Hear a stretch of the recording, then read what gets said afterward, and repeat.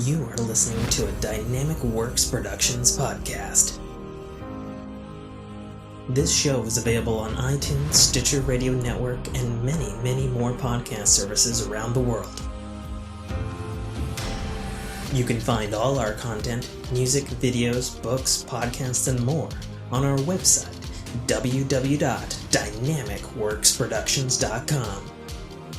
Have questions, comments, or concerns for us? Head on over to the social tab on www.dynamicworksproductions.com if you'd like to talk to us. Now, on with the show.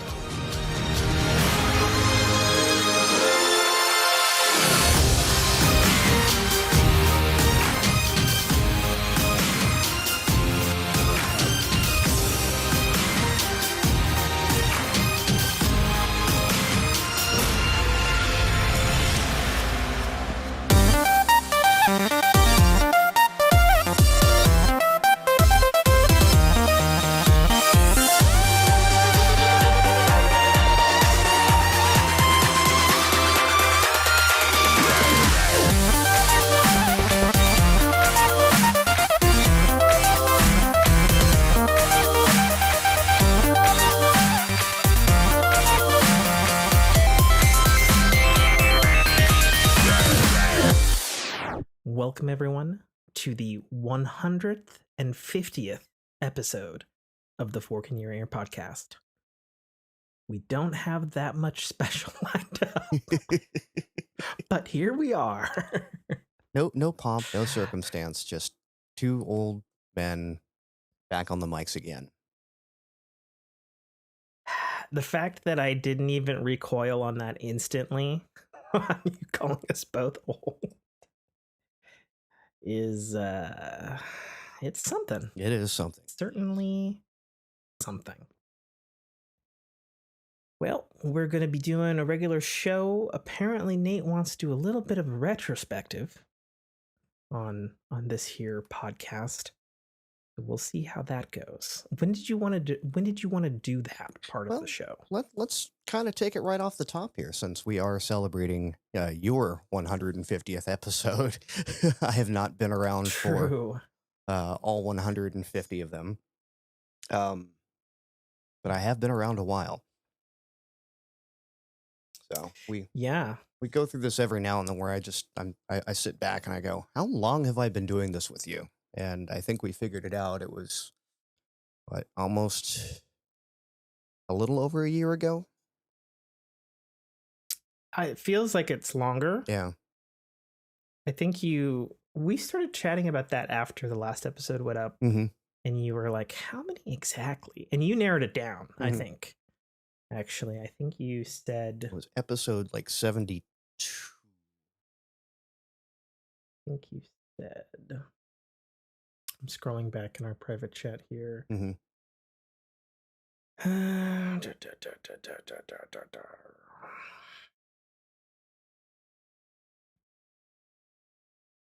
don't know if it was on Discord or... Yeah, I don't know if it was Discord or text. Hard to say with us sometimes. Mm-hmm. But yeah, I mean, I guess if you were a longtime listener of this show, Nate, which I guess you are, what questions would you ask that hasn't at some point been answered? Well, that, wasn't even, not so much for my sake, just for our audience sake, who has also probably been with us for that long. As a budding podcaster myself here, I'm probably, I don't know, I guess I might be pushing a veteran status at this point. You probably are. What's it like in the 150 some odd episodes of this cast, plus your other ones? What does it take to keep one going? One sole dedicated person would be the honest, true answer.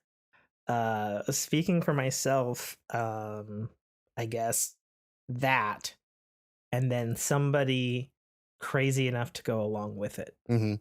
I guess would be two very honest answers. You know, there are people who can do a solo cast, and I've done the occasional. Right. But I feel like in isolation, in doing a solo cast, there's like a lot of like self-doubt and nitpicking. Like the ones that I've recorded in the past, like it's literally like I'll like say something and then I'll like stop the recording and be like, what's that? I could maybe do that differently. And then because you have that capability when you're doing a little more one, freedom to like it's pretty easy to edit, or self-edit, I should say. And truth be told, the very first podcast that I did, Kotakuite, my co-host Sean, we did that live on a MacBook Pro using just its internal mics, and we would constantly like stop and record all the time. But I guess that's a little different in like a live setting. You know, in the entirety time that I've done Fork, and then the last couple of podcasts, they've never been, or at least rarely, have in-person recordings. You know, Sure. like we're states away, and when Mike was on the show, he was half a country away. Further, half a country away over in Jersey. And then actually, Frank, who was the original proto Fork in Your podcast co-host. You know, he was in Boston at the time, and I think he's since moved and such. And like that, you know, that presents its own challenges. States away and stuff like that. And I think Fork's interesting in that it's had maybe 5 like quote unquote pilot episodes that never actually aired. You know, I remember doing one with Frank quickly after or shortly after my Wizards Roll podcast ended, which was #1 Legend of Secret and Sword of Truth podcast an eon ago. And we did one after that, and it didn't feel right, and we kind of slept on it for a bit. And then I remember doing another one in the summer after that, and kind of slept on it. I think the one constant though has actually been the name, the Fork in Your Ear podcast. Right. You know, like do you know where it comes from? You probably know, but I don't know. Maybe this is a test. You have told me that it was a quote from either a book or a poem. Nope. None of those things. It was I was scrapping an old Performa Macintosh, and they had these built-in little speakers about like 2 inches by 2 inches. And we were stripping it down to see if there's anything salvageable in it, and there wasn't. And I had this little speaker in my hand, and for whatever reason, there was a fork, like a literal dinner fork, next to it, and I was just curious about like what happens when you poke a speaker with a fork. And so I stabbed a fork in it, and I was looking at it, and then my head was just like, the fork in this ear. And I was like, that might be a good name for a podcast. Okay. And that is actually the honest genesis of it. Was a literal physical, you know, it wasn't just like an idea out in the ether. It was me fucking around with bits of material objects. Right. And I had this fork in the speaker, and I set it on my desk for like a long time, like years. I think it was probably during the Wizard Rule days, and it was just kind of sitting there every time I was recording a podcast. And so that name just kind of stayed with me. You know, not just because it was a physical thing that I did and came up with it, but because, you know, like our logo that we've had for some time now. Even in its original form, when it was not done pretty and done by me on some stupid little iPad app. You know, just that image of like a fork in someone's ear and it being somewhat metaphorical for people who talk on podcasts and you're like in someone's ear. Right. There'd always just been something about that. So that'd be the truth of it. Well, again, you may have told me, I've already forgotten. Who knows? But I might ask you this again on the 200th episode. You probably will. For sure. I mean, if I think about it, Fork has gone through 3 eras of Macintoshes. You know, it was on a 2007 MacBook Pro, Intel Core 2 Duo, for those who remember those back in the day. Back when you could still get NVIDIA GPUs in a Mac. You know, it moved from there into the i5 series with Intel GMA integrated graphics. All the way to now, where we're on Apple Silicon. And actually, to my surprise, as of last cast and this cast, we are recording fully native on Apple Silicon because Skype finally came out of beta with their Apple Silicon native Skype app. Right. And we're cruising along at 92 degrees Fahrenheit and a whopping 9% system usage. Is that a vast improvement over previous? We were sitting around 30, 40-ish, you know, and that was necessitated because the Skype we were running was running through just-in-time backwards compatibility for Intel architecture. I think what was interesting about that was that it had already happened in the last episode and I didn't know until I because something that happens oftentimes while I'm like down mixing the podcast or something is I'll check updates before I do the show. Right. And then for whatever reason, I'll check updates after the show. And I checked and I had an update and I went, because I had the second Skype. I've said it on the show before for a couple months now, but it didn't run particularly correctly, or at least with our my audio hijack that I'm using to record the show.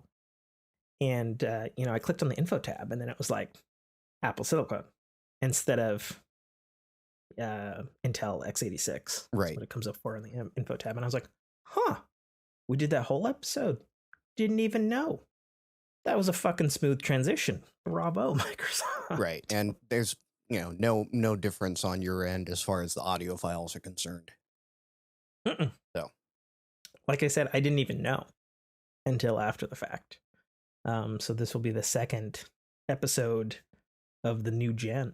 Isn't it nice when a software company can actually manage to push a product or push an update and amaze you? Yeah, I mean, I've been more than once using Microsoft's ChatGPT. I can't say that. ChatGPT powered Bing. Actually, I used it a couple times this week when I was really busy.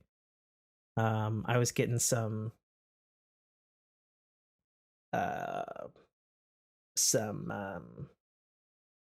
I don't know, begrudged text on Tuesday, which is usually my game nights. They're like, hey, what's the update for this game? What's the update for this game? I was like, I'm busy, I'm working. And so I thought to myself, you know what? Hey, Bing, are there any updates for this game, this game, this game? And can you please summarize the patch notes? Sure fucking enough. I was like, okay, that's pretty fucking useful. so useful. Still trying to get on board with the whole GPT and AI thing. It's in our Skype right now. Mm-hmm. If you can open, there's a little Bing in Skype. It's above our favorites, or at least it is on my list. You can just type in it, do whatever. That's all right. You're like, no, thank you. I mean, the thing has already passed the bar exam, and apparently it's now passed the medical licensing exam. Yep. I believe it. I watched a video just released yesterday with tech reviewer MKHB, and he was comparing direct queries between Bard and Bing, and Bing far and away conquered Bard in his, this specific time frame of tests. Very cool stuff. So I don't know, are there other retrospective-y questions or inside baseball stuff that you would ask for our listeners or for yourself in regards to this here show that has a lot of hours under its belt? At some point it'll probably be old enough to drink. Shit. No, I mean, like, again, I look back and, in my case, I've, I had my own side project that I did that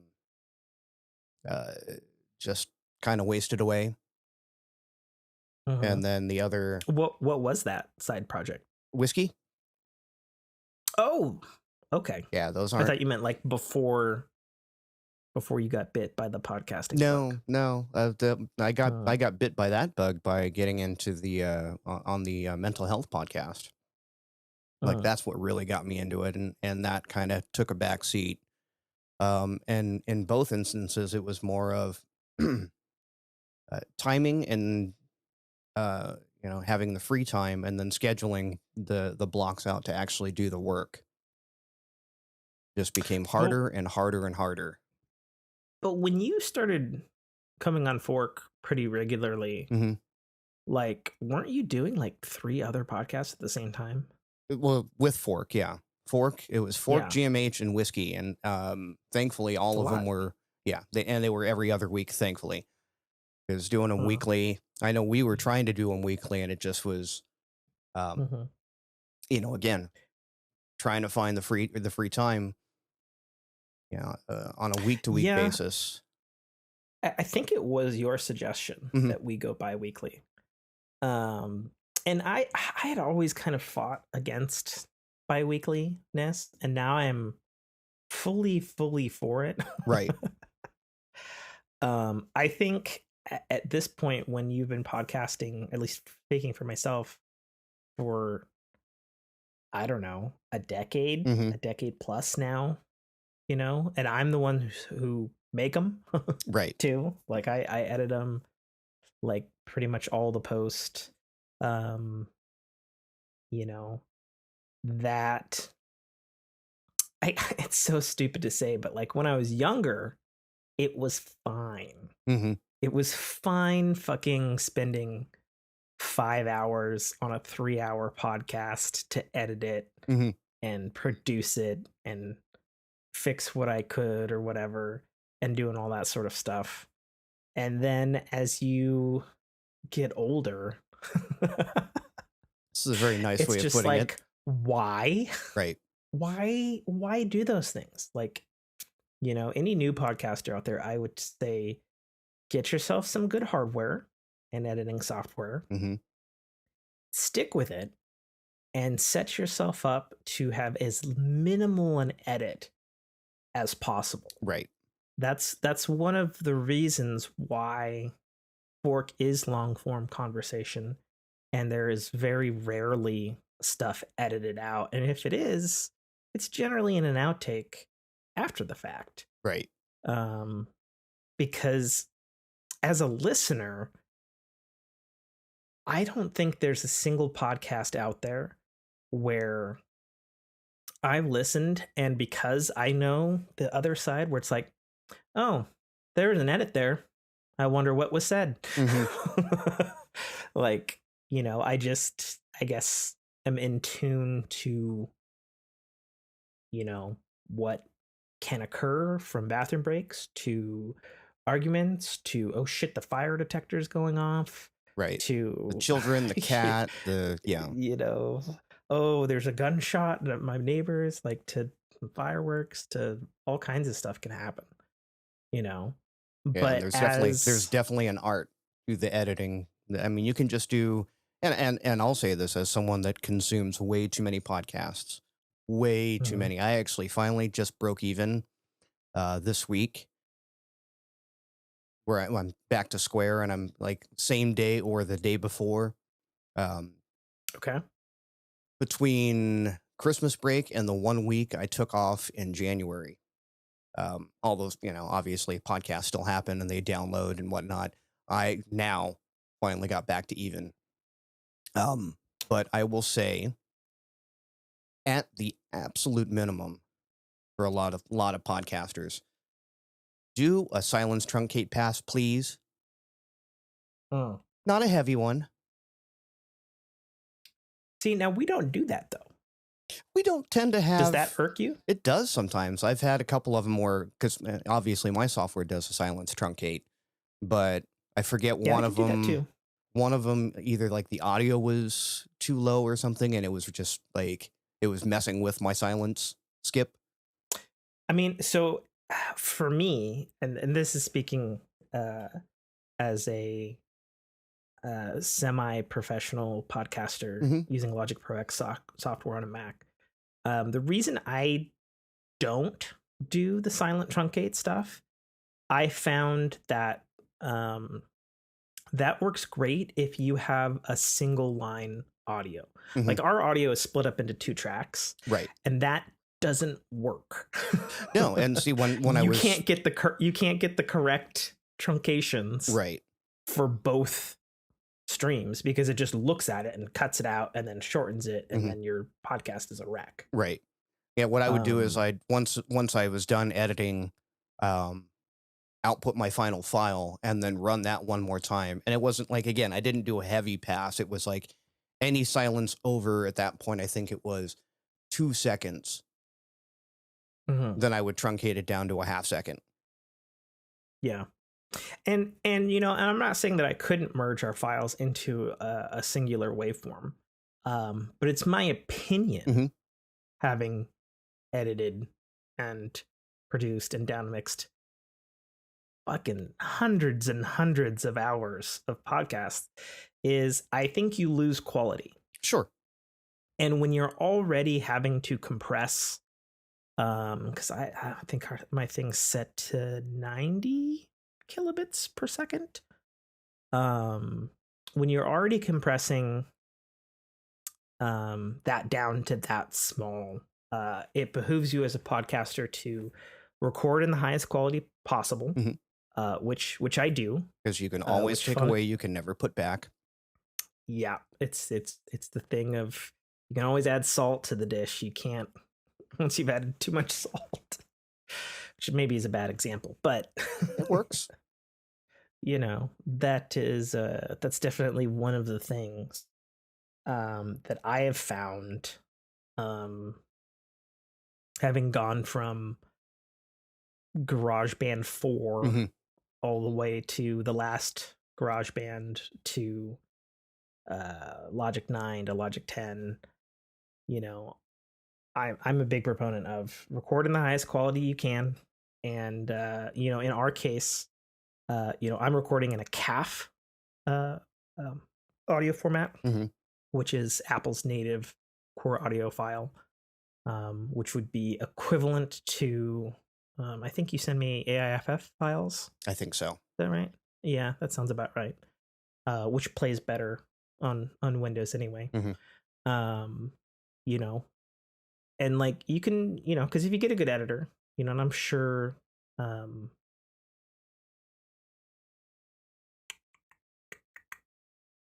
Audacity can handle both those audio formats. Oh yeah. You know, it doesn't matter if you've got multi-track like we're doing right now, you know, and we're recording locally with backups on Skype. You know, it doesn't matter in the end because again, it's all going to get converted and crunched down anyway. Yes. But recording high means that when it's crunching, it's, you know, you're not taking your DVD video and using an AI upscaler. Right. You know, we can't do that, at least not yet, with audio. Like that's not how it works, at least right now. You know, maybe somebody will invent something that can do that. Probably, I'm sure ChatGPT 5 is working on it as we speak. I mean, they already have voice replacement software, so That's true. That's true. Very true. But yeah, no, like all the podcasts I listen to, there's ours is not one of the more egregious, but yeah, there's been a couple where it's just like, did the podcast pause? Oh, they're talking again. Oh yeah, for sure. A lot of people do that. That's why I say get yourself a good editor because you don't need to hear that in the edit. You can just see that in the waveform and go, oh, there's a big dead space. Lop, slide over, merge. Yeah, that's what I'd say.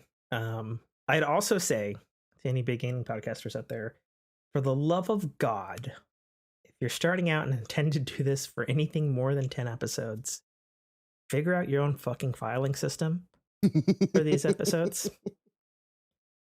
Because if you let it go 30 plus episodes and suddenly you're like, there's a lot of gigabytes here and I need to split them between hard drives, and you didn't fucking label them right, you will regret it.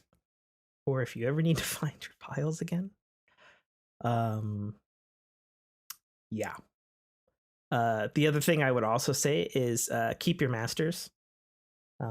Because if you're outputting in a low kilobits audio format, you know, depending on which programs and hardware you're using, they can be really stable, moving them around from hard drive to hard drive, and then sometimes they can't be.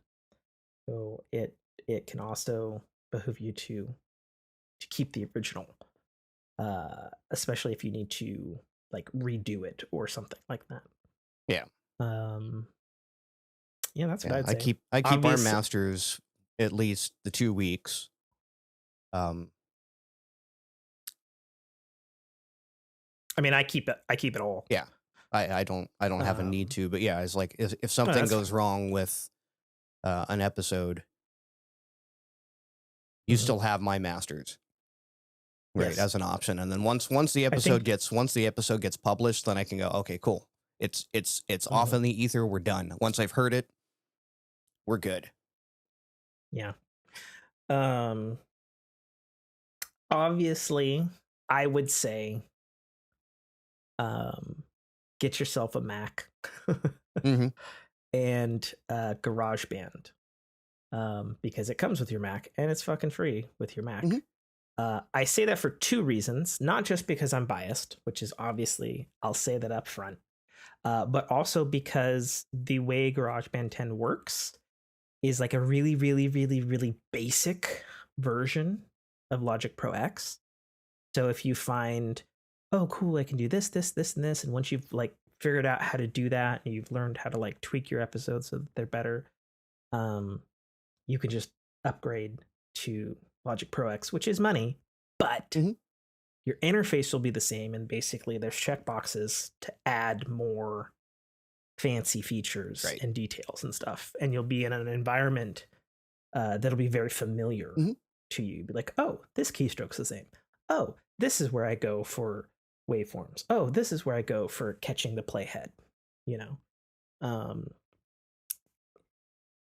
Because like if you're starting out in podcasting, you don't have to be like me or Nate, who had to learn several pieces of software as they fucking changed them around until everybody kind of agreed, okay, linear editors, they work like this. Mm-hmm. This is the agreed upon. Yeah. This is how we're doing it. Interface, nomenclature, everything. Yeah, like if you want to translate it to gaming terms, like we had to figure out how to do this shit on a single control stick. Right. And then they agreed, all right, everybody gets dual sticks. That's just the fucking way it is. Oh gosh.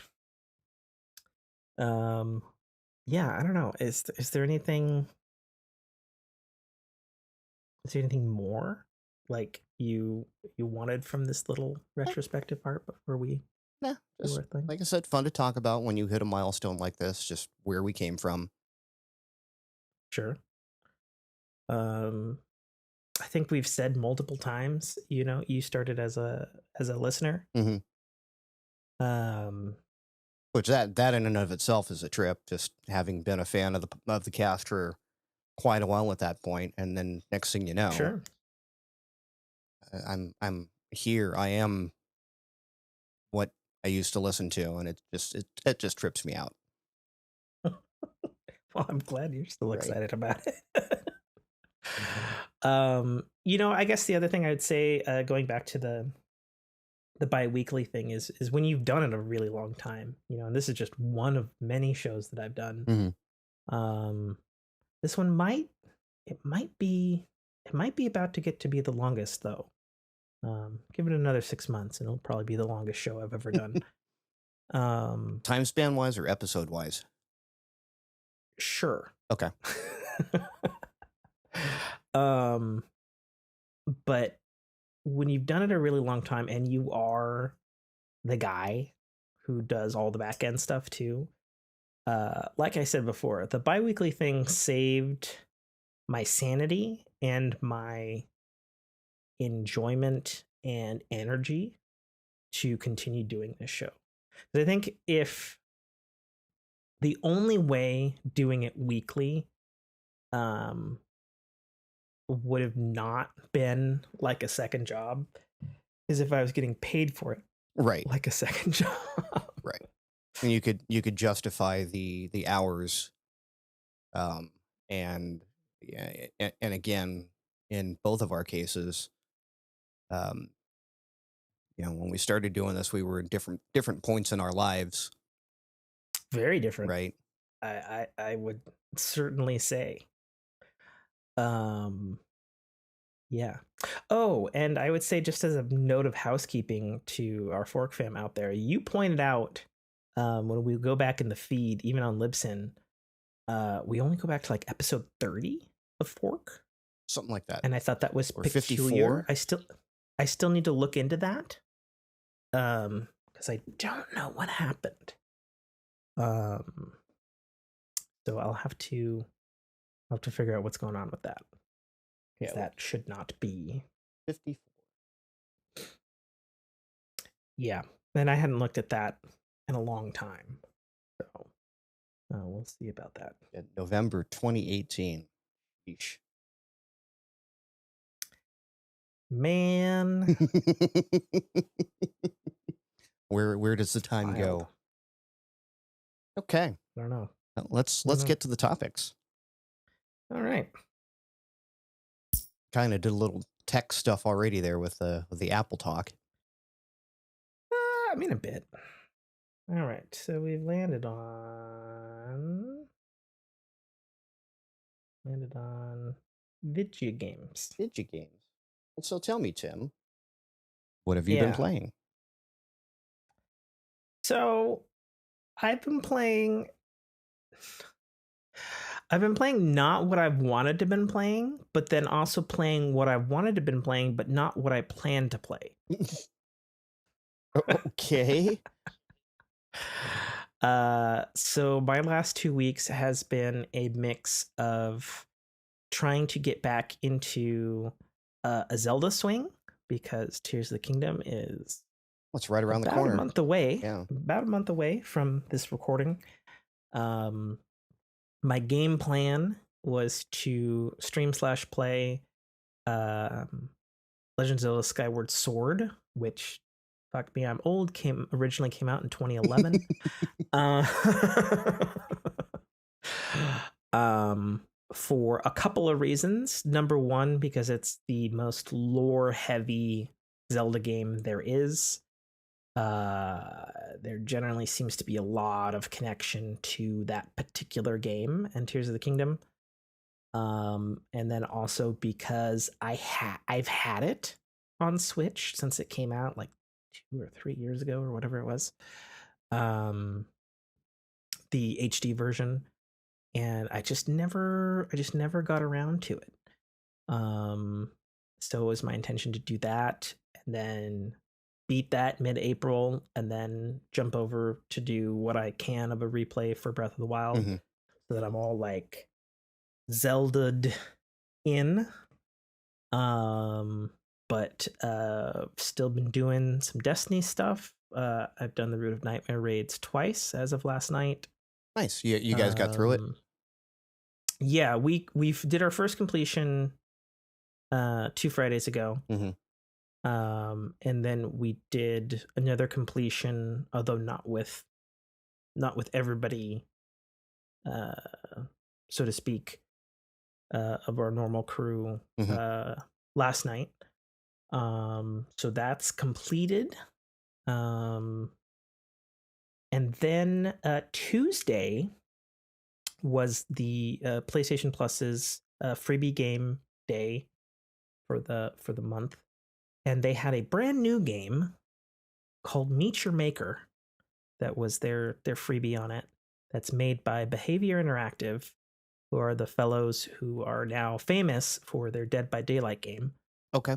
And Meet Your Maker looks dumb to any outside surface looking in, but it fucking dug its hooks into me, and I played that more than I should have this week.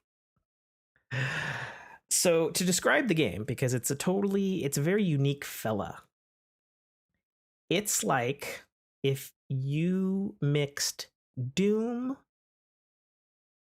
Minecraft, and Mad Max into a video game. So it's a first-person game. I hesitate to call it a shooter. There is like shooting, but they're non-traditional weapons. Okay. So the game plays from a first-person perspective. You have like a shitty piece of metal melee weapon. Okay. And then you have like this gun that shoots these bolts that you have very ultra limited ammo. Like there's no ammo pickups. Like you have like 2 bolts and that's it. And you shoot them and you have to retrieve them. And like those are your offensive capabilities. And then you have a grapple hook, but not in a Halo Infinite Doom Eternal sense. It's a grapple that shoots you straight directly to where you shoot it, no swinging, and then Spider-Man's you on the wall. So you like grapple and you like hold on the wall for a few seconds. Okay. And what you're trying to do is like a really old school PC game sort of way. It reminds me instantly of old Doom, Quake, Descent. You go into a level labyrinth thing. You got to go to the end and grab a red thing and then get out. Like that's what you're trying to do. Okay. I'm like, okay, that speaks to my old gamerness. Right. Cool. The kicker is all of the levels and things that you go into are made by other players.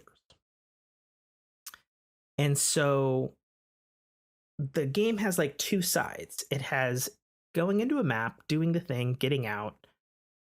There's AI enemies and traps and all sorts of things. But then on the other side of that, you have a building thing where you buy a plot of land that's semi-procedurally generated. You have a build limit that's not dictated by a RAM. It's dictated by your level's statistics. And so what I mean by that is you can build a level and it's like 400 units or something like that. You get to place like 400 thingies or something like that. Okay. And then if that level successfully murders other players, it gets to level up.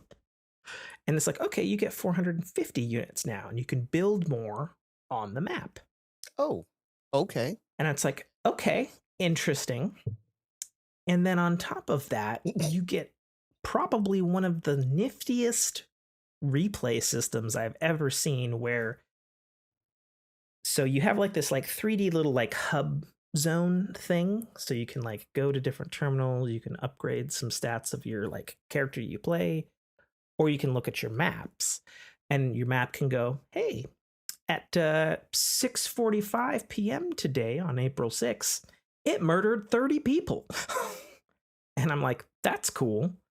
And then you can go into those exact 30 people and you can view ghosts of them, specifically from a replay perspective, from their exact first person perspective, down to what buttons they're pressing, like at the exact timing. So you can be like, that guy dodged out of my trap to the left there.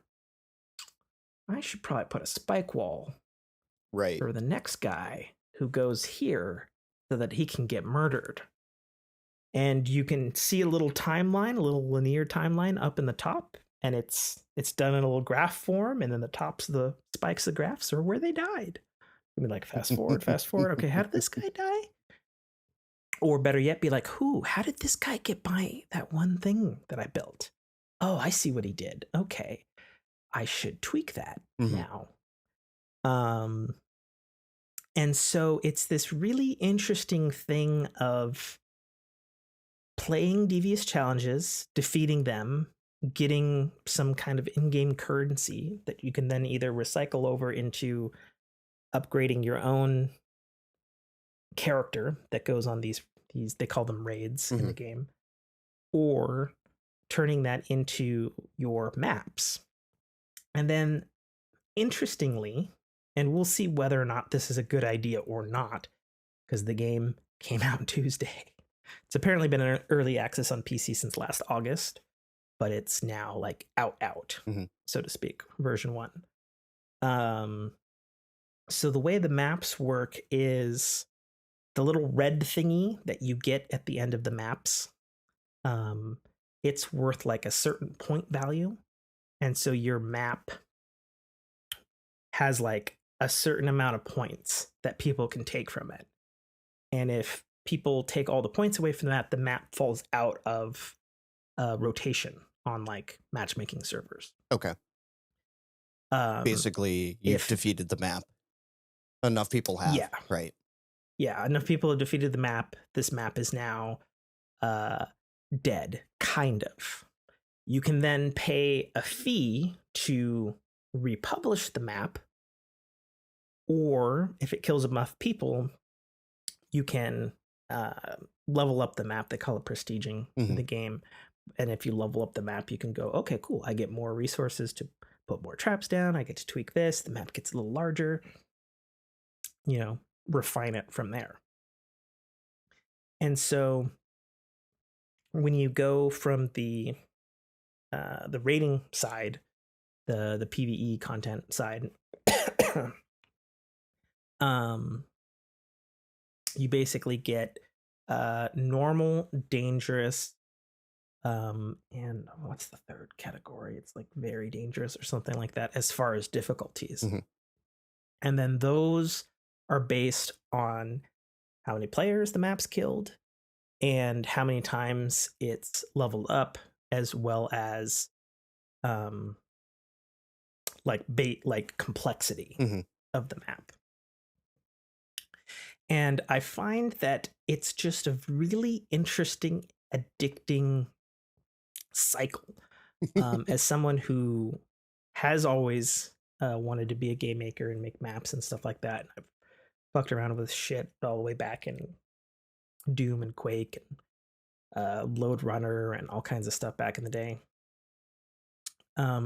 The really quick nature of the game, you know, you can get in and out on a map in like 5-10 minutes, is really appealing, because then like you've done it, you beat it or whatever, and like, okay, cool. And then it's like, oh, I can go again, and there's something new, you know? And even though, they're pulling from the same palettes, people have gotten really creative with some stuff. And they're just some really shocking death traps. And I think the other thing from a gameplay perspective that I admire about the game is it's fair. So anything you shoot dies in one hit. Anything that shoots you, you die in one hit. Okay. So it's just a very level playing field. There's no like, oh my God, this fucker put like a super bullet sponge enemy over here. Right. And so it lends itself to this very fast. And then vice versa. It's like, oh, this guy came in here with his level 197 fully decked out. Yeah. So far, again, with the game only being out to everybody for less than a week, I think they got something really special here with this one. Okay. The map making tool stuff, like I said, very simple. It's like very block based right now. Simple geometric stuff, cubes, triangles, stuff like that. So when you're going into maps, it feels, like I said, like a Doom or a Descent or a Quake or something like that. Which I guess speaks to the old school gamer in me, where it's like, oh yeah, I understand this. What was the name of the game again? Meet Your Maker. Meet as in not. Yeah, meet your maker. As in you are going to meet your maker. Okay. Not meat. Meat is meat.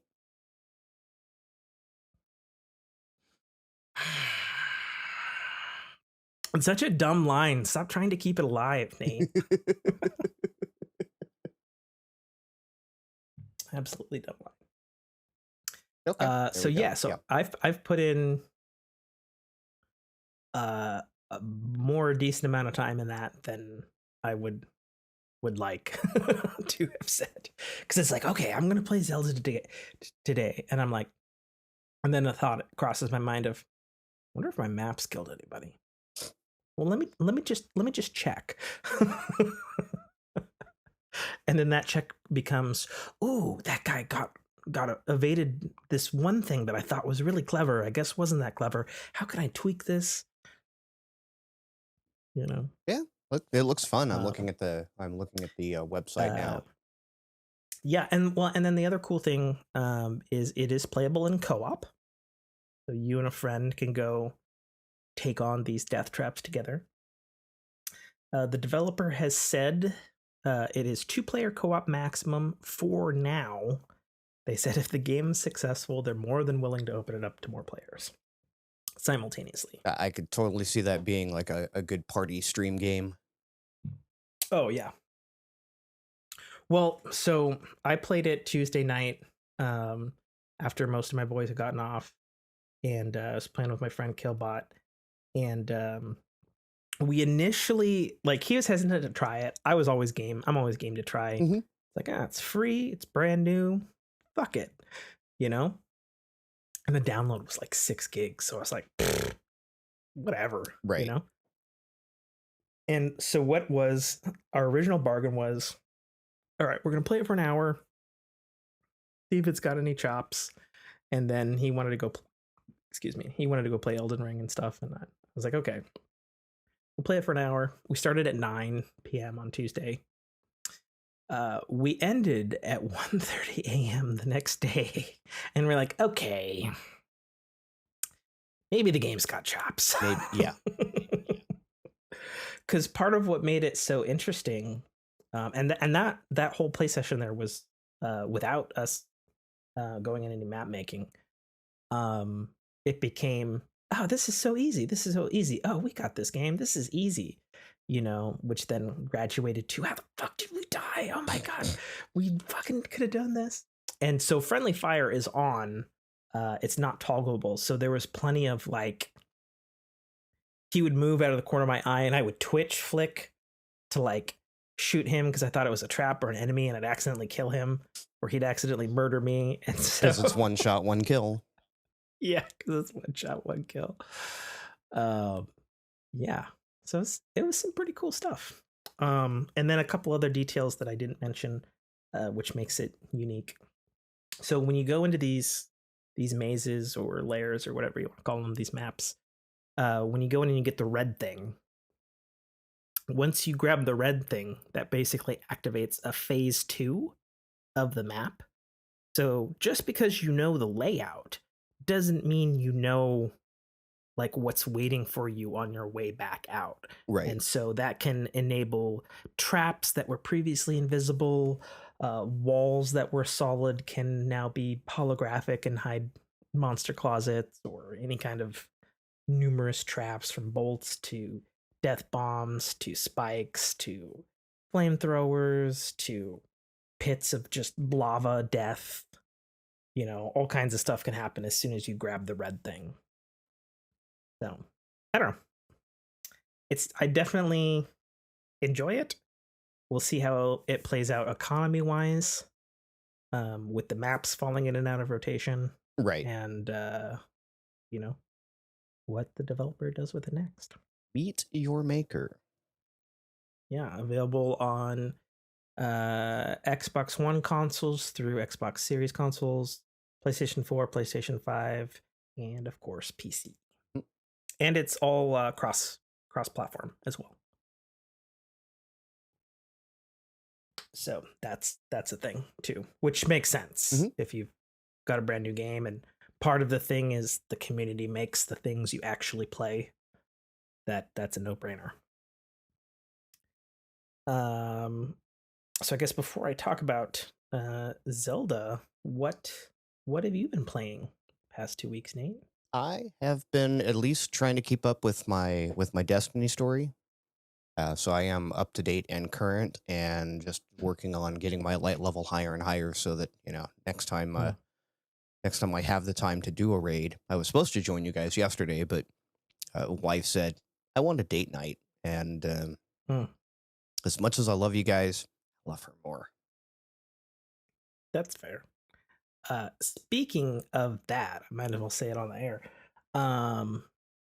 So all the boys formed a new clan today, and they wanted to offer an old invite out to you. Yeah, I appreciate that. I'm good where I'm at, though. Oh fuck! What? I just spilled my drink. We're going in an intermission, boys. Okay. Because it's brown.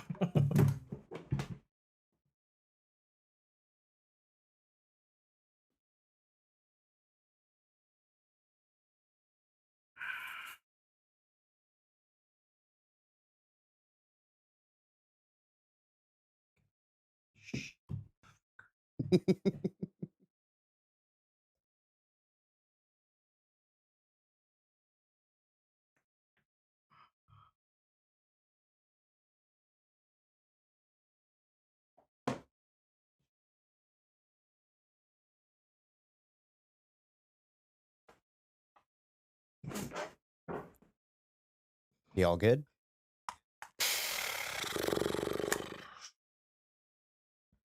Yeah, good enough, I guess. Okay.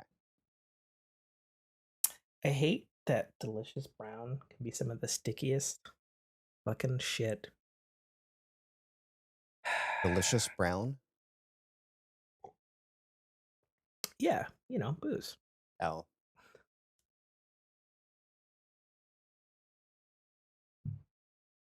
Okay, so you're caught up on Destiny's story. I'm 2 weeks behind. I pretty much only done the raid. Sure. And Iron Banner is back this week, so there's some more pinuckles I can grab. Easy pinnacles, gross PvP. It's not that bad.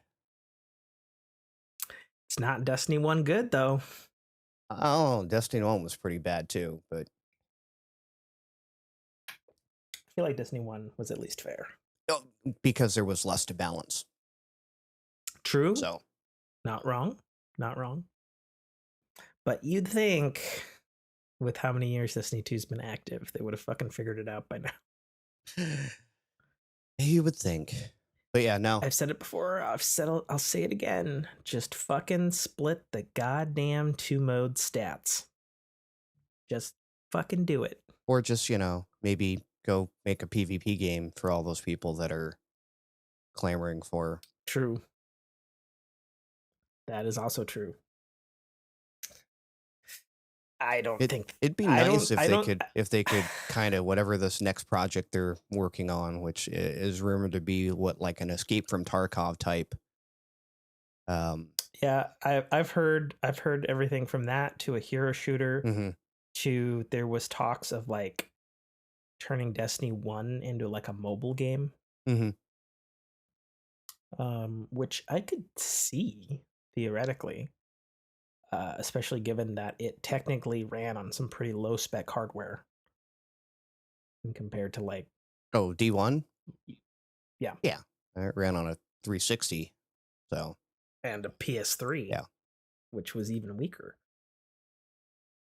But yeah, like it'd be nice, like if they whatever this next project is coming out, if there was some interchange, between hey, I earned something in Destiny, now I can use it over in whatever game this is. And then you could balance them separately. I mean, but in the hypothetical world where there is like a Destiny mobile, like, would you want something mobily or would you want like the full FPS experience? I don't know that you'd need it, especially, if the mobile was just PvE. You could definitely scale it up, bring the field of view to something more in line with being mobile friendly. Yeah, I only bring up that question because like I could see it both ways. There's a game, I think if I'm not wrong, I think it might be shutting down this year, but it's been active for like the last like 5 years. It's called Shadowgun Legends, and it is a straight up Destiny Borderlands clone, but it's good for touchscreen controls, mobile FPS. Right. So it's like doable. Yeah, and I mean, having played Destiny 2 on Stadia, using... I didn't even think about that. Right, using their touch-based controls, no. But with a paired controller, yeah, I mean, it played well. There would definitely need to be some UI stuff, which if your game is a dedicated mobile, that could definitely be done. Trying to navigate my my inventory and whatnot on a phone with a controller could be a little frustrating at times. So, but it played well, like well enough that I used to use it. I just sit at work and it's like, oh hey, I've got a couple hours to kill. Kick the phone on.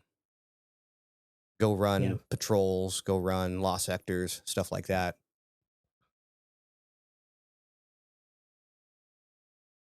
Indeed. Like I said, I've been playing Legend of Zelda Skyward Sword HD, which is an interesting fella since he's technically kind of a remaster. And for those who don't remember, this was the last of the quote unquote traditional Zeldas before they went to Breath of the Wild.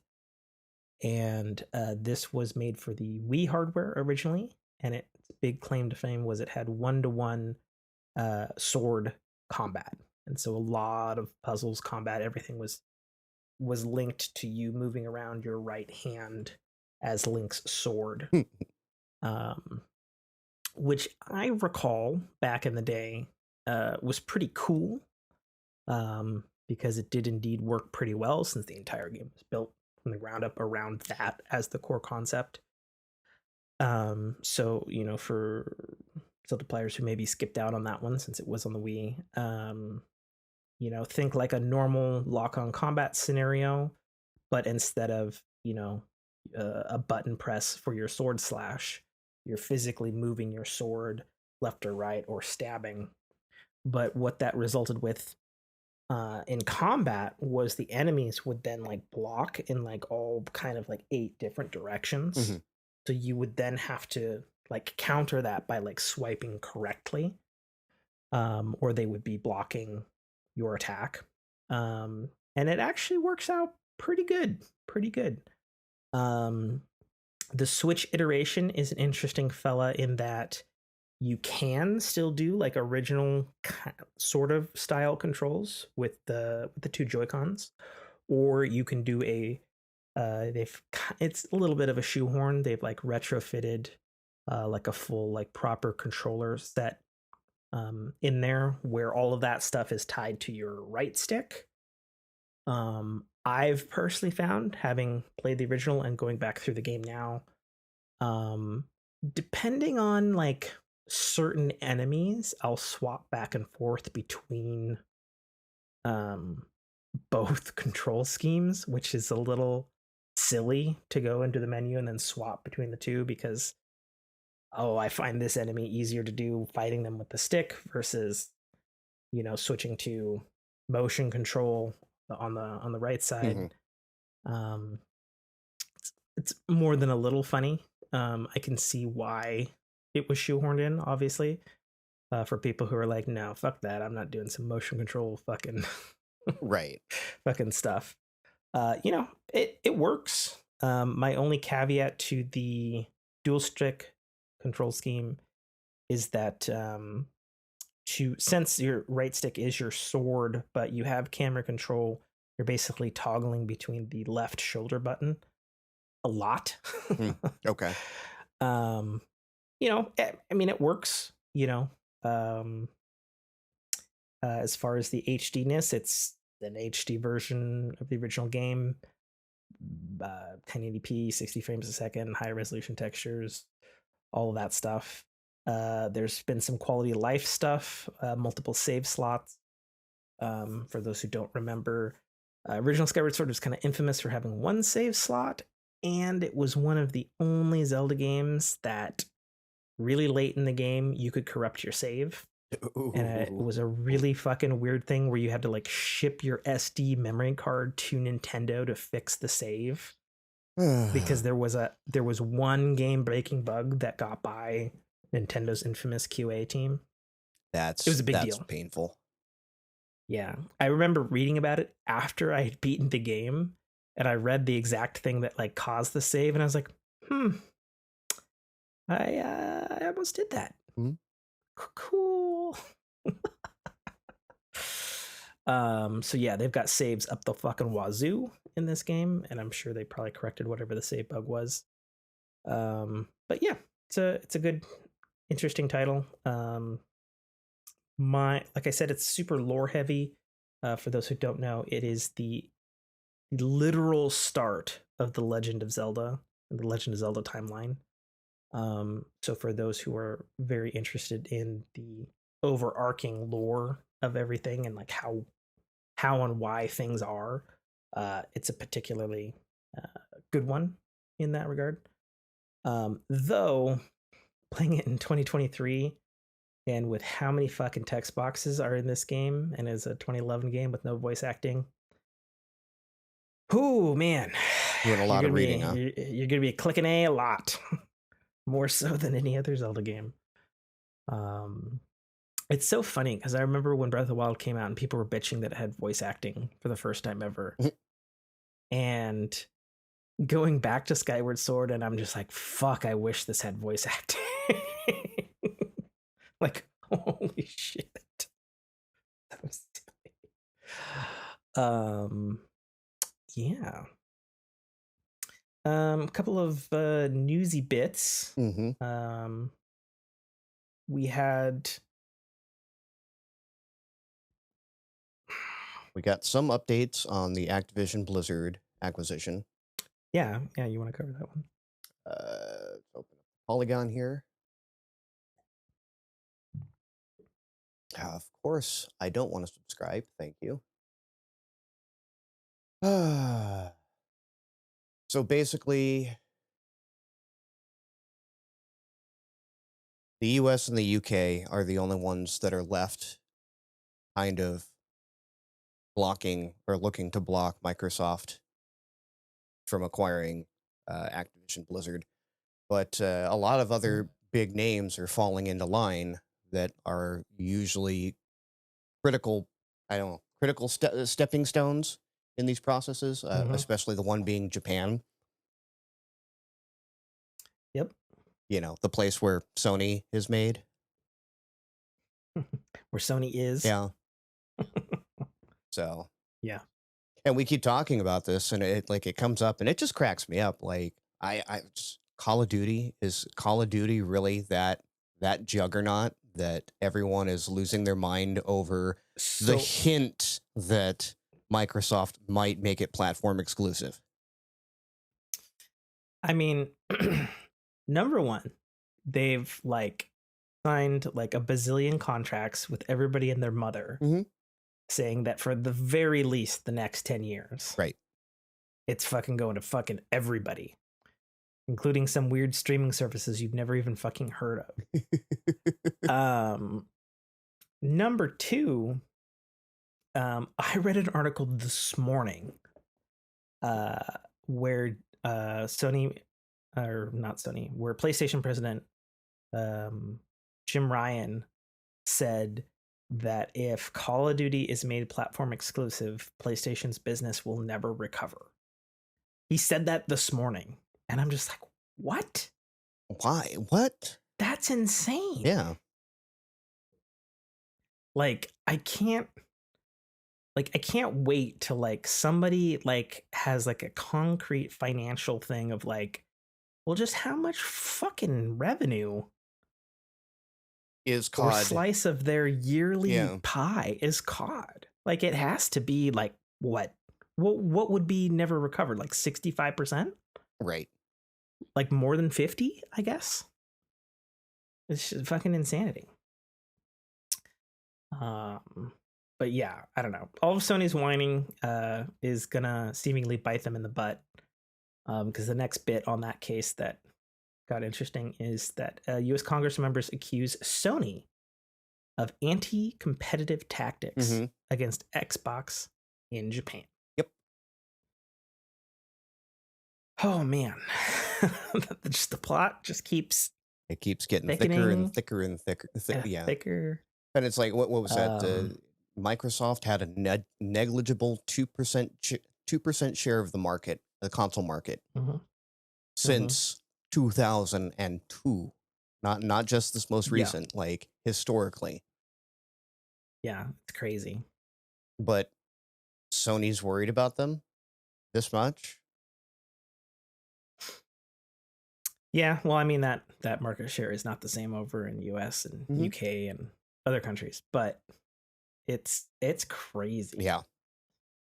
You know, I love all video games and stuff, but I'm fucking sick of Sony's horseshit deals that have been going on for the last fucking 15 years. Yeah. You know, and it's so funny, hearing that it's approved in, where's it approved now? In Brazil, Australia. It's approved in a bunch of places. Brazil, Chile, Saudi Arabia, Serbia. Okay. And Japan. Yeah, and Japan, their own home fucking turf. And I just want to point out the correlation between U.S. Congress members accusing Sony of anti-competitive tactics against Xbox in Japan and are planning to launch a full investigation because there's a possibility that it violates a U.S.-Japanese trade agreement, apparently. And the same day that was announced, it was approved in Japan. Right. And from the outside looking in, that looked a little mighty fucking suspicious to me. Because my understanding is this had gone up to all of the fucking countries and stuff to get approved at the same fucking time.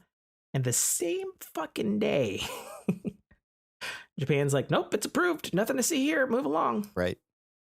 We're fine with it. Don't look at us. Right. Move along.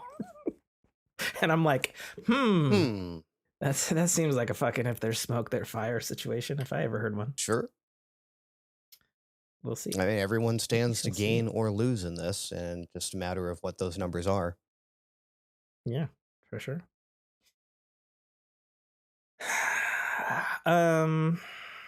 There was a new trailer for Tron Identity. Some gameplay coming to Switch soon. Graphic choice novel with some light gameplay hacking elements, it seems. Mm-hmm. I don't care. It has Tron in it. I'm excited. Probably won't get to it until after my Zelda spree, though. But again, it's a linear story game, so it doesn't like. I want more of these games. Linear story games? Yeah. Well, just not live, open world, or even. Oh, I gotcha. Right. I gotcha. Self-contained. Yeah. So there was a honest to God PlayStation blog post on why Horizon Forbidden West's expansion, Burning Shores, is a PS5 exclusive DLC. Mm-hmm. And I kid you fucking not, their reasoning was because of how advanced their cloud technology is. And when you hear that, one might be thinking, oh, like it connects to online? No. We're talking about how they render their fucking clouds and their fucking video game engine. They're talking about how fancy their volumetrics and rays of light are and stuff. For something you're hardly ever going to look at. And my first immediate thought was, No Man's Sky has volumetric clouds with shafts and rays of light, and they look pretty goddamn convincing. And that shit's running on the fucking Switch. Right. Why was this article even published? It's the dumbest thing I've ever fucking heard of. And don't get me wrong, I think Horizon Forbidden West is one of the most graphically intensive and beautiful games I've seen of this generation on the PS5 or on the current next-gen consoles, so to speak. And their clouds look fantastic in that game. And I'm just like, you could tell me that the clouds in this expansion are gonna blow my fucking mind. Like they're gonna fucking suck me off. Like what the fuck are you talking about? That's the thing that doesn't impact gameplay. Like what? Okay. Yeah, you want to tell me it's PS5 because the way we do our whatever ray tracing, and lighting, just can't be handled. But no, it's the clouds. Nope. Yeah.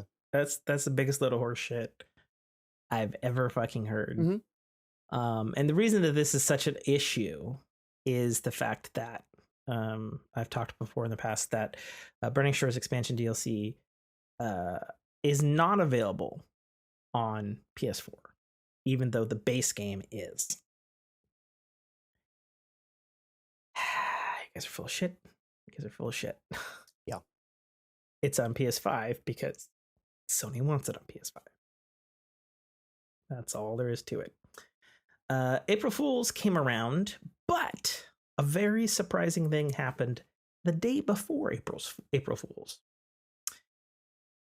There was an honest to God, this is not a joke or an April Fool's joke, free video game that got released on Mac and PC on Steam, which I kid you not is about the death of Sonic the Hedgehog.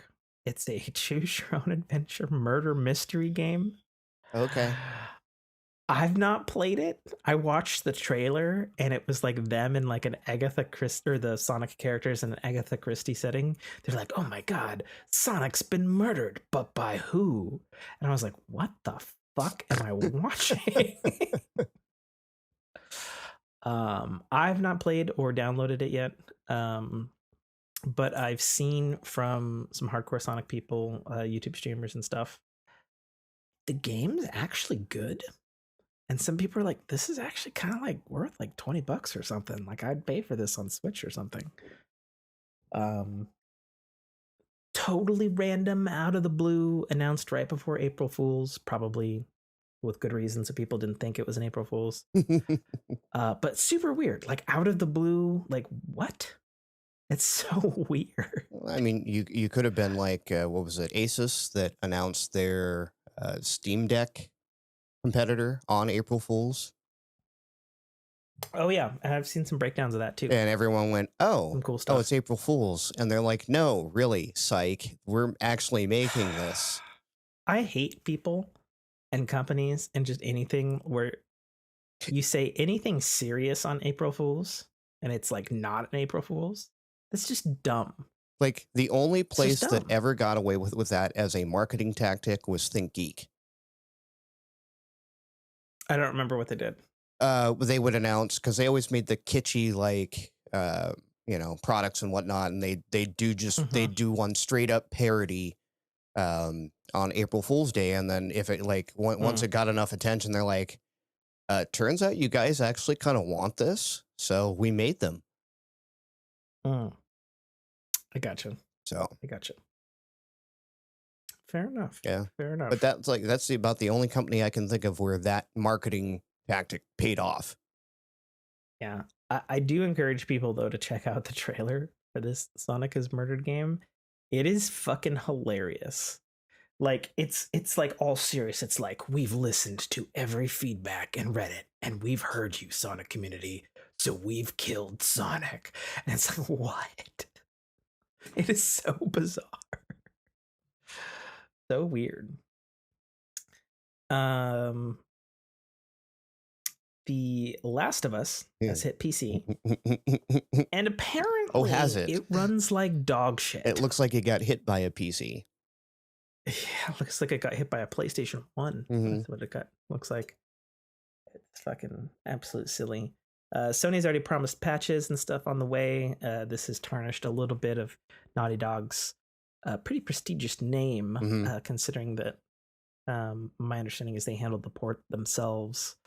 And they're usually pretty adept. Kind of weird that it got by QA. It makes me wonder if this was one of those on their test benches and, it worked well. And then some whatever driver update said, "Hold my beer, we're breaking something." I don't think it was any of those things. I think it was Sony saying, "Oh shit, people love our HBO Last of Us show. Push that shit out the door right now. We'll patch it later." They're like, but we need 3 more months. Don't care, it's the PC. That's what I think it is. No. Yet another reason to be mad at Sony. Sure, I guess. Or you could just fucking, play any of the other 6 versions of The Last of Us Part 1.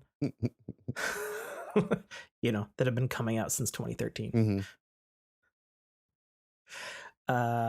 There's a No Man's Sky update. I haven't played it. I haven't gotten to it. My understanding is they've revamped combat again and added a ton of new enemies, which is good. It's something the game's needed.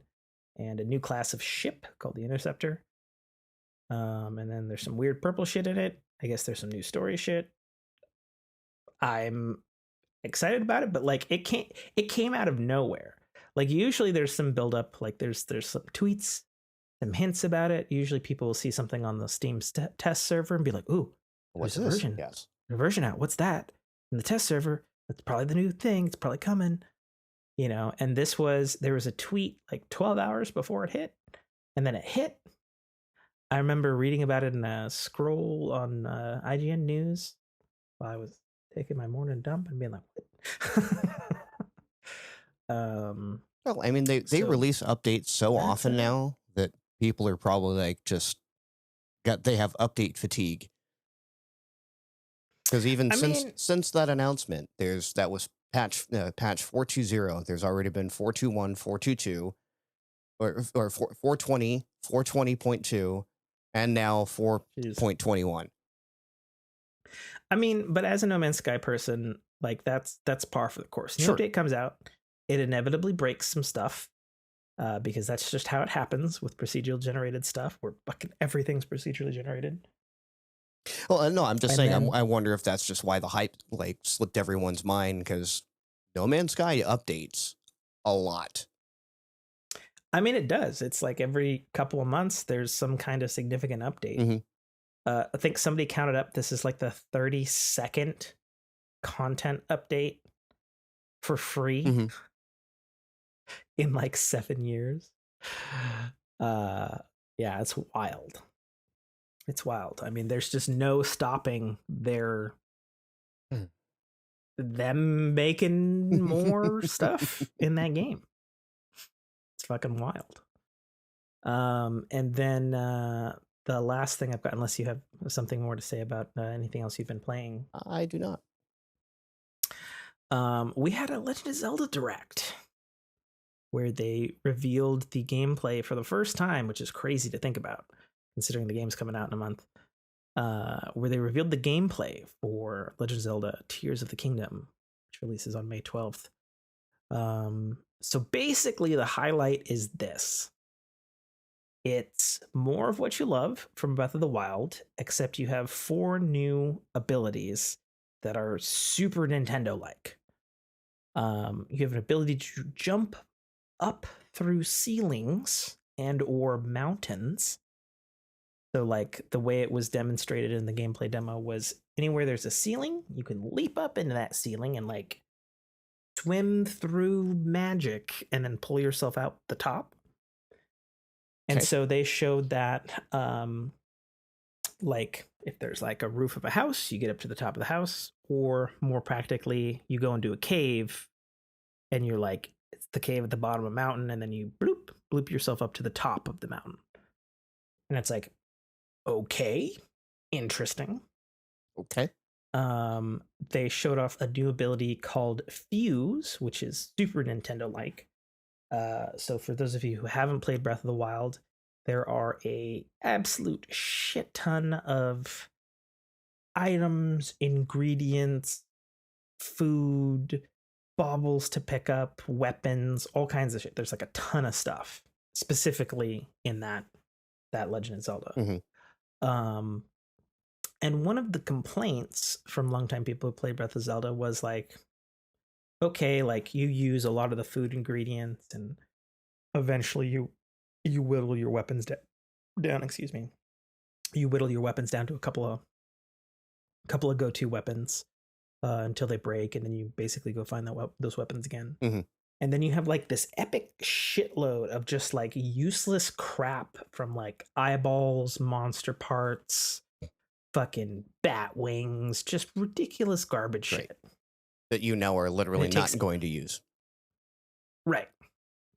I think there's like one dude in the whole game that's like, oh, I'll take 400 of that specific thing in exchange for a thing. And that's if you find the dude, because that's one of the things in Breath of the Wild is you can go buy so much stuff in the game. I think I famously said on the show, you know, I beat the game twice. And then in my 3rd playthrough on hard, I found a whole goddamn village I didn't even know existed. And I was like, this has always been here. Huh. Yeah. And it was a super cool, like, it was like a fishing village. It was down by the water. And I was like, what the fuck? How did I miss this? This is wild. You know? But it's just that kind of game. So they have a new ability in Tears of the Kingdom called Fuse, where you can literally fuse any item to any other item in the entire game. And they use this in 2 examples. They used it in the example of, you know, you get like a fucking stick, and you can use a stick as a fucking basic bitch weapon until it breaks. Yes, I thought of you when I watched the thing. You're like, stick! Well, it is the stick game. And so they showed the example of you could fuse that stick to a boulder, like a fucking boulder, just because, and turn it into like a fucking giant hammer mace thing. And that serves 2 purposes. Number 1, from my perspective, it handles like a kind of, they have a useless, at a certain point in Breath of the Wild, you have kind of a useless economy. And number 2, since you have weapon breaking as a stat or like a usage number. It solves that because when it merges, it gets stats buffed to what the two fused things are together. So you can, in essence, so it's like kind of repair. Like a stick. Yeah. So like a stick breaks on like 2 hits. Stick with a rock, you get like 5 or 7 hits. Gotcha. And it's like, okay, that's a cool practical purpose. So they showed fuse. They showed jumping up through ceilings. They called it ascend. Then they showed they showed a couple other examples of fuse. Like they showed you shooting like an arrow at like a bird and you missing, so you stick a monster eye on it and suddenly your arrows track or whatever.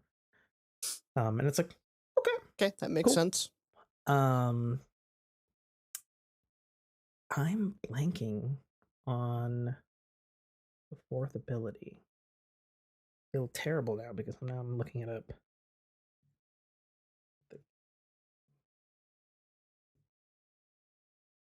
Oh, right. That's why, because it didn't have a ton of time in the thing. So you have an ability called recall, where any object that like moves from one place to another, you can like hit it with a thing and like rewind that specific object's time movement for a bit. And since a good chunk of the game is going to take place on some sky islands above the original overworld of the first game, they showed like bits falling off the island like down to the ground, and then you like hop up on the thing and hit recall on it, and it like falls back upwards. Okay. Towards where it fell. And then the biggest ability that they showed off, which has a really weird name, but they're calling it Ultra Hand. And so they showed the example. What anime name is that? That's Nintendo. Yeah. Some Nintendo shit, if ever I heard one. Ultra Hand. That is what they. I thought of it instantly, and I was like, what was the name of that fucking the Power Glove? Right. Like that is the most Nintendo fucking name ever. But they showed this example of, there's a stream and it's too long to cross before you run out of stamina and drowned. And then they're like, okay, you need to make a boat. You're like, in Breath of the Wild, you'd have to find a boat and get the sail working and get it across and all this sort of stuff. They're like, this one, they're like, okay, so you chop down some trees and then you like pick those tree logs together and you just kind of like fucking slap them together. And it's got like this building anything kind of thing going on to it. And they like slapped logs together. And then they had these like fans that they like stuck on the back of the boat, and they made it kind of Y-shaped so it would like float better in the water because of the semi-realistic physics or shit that's going on. Okay. And they had like fans on it to then like it would like then propel itself across the water to the thing. And then they showed a couple other screenshots of other things, and they're like, they've shown in trailers that they've got kind of some vehicle things going on. But they were like, you can make whatever, I guess, in this game, and that's going to be a big, big part of it. And then, of course, they had a new Tears of the Kingdom Switch OLED model in Collector's Edition, and then there's a Pro controller as well coming. That's video games. So let's get to the other stuff, and then let's try to wrap up the show because you look like you're falling asleep, my friend. I'm so wiped out. I see that.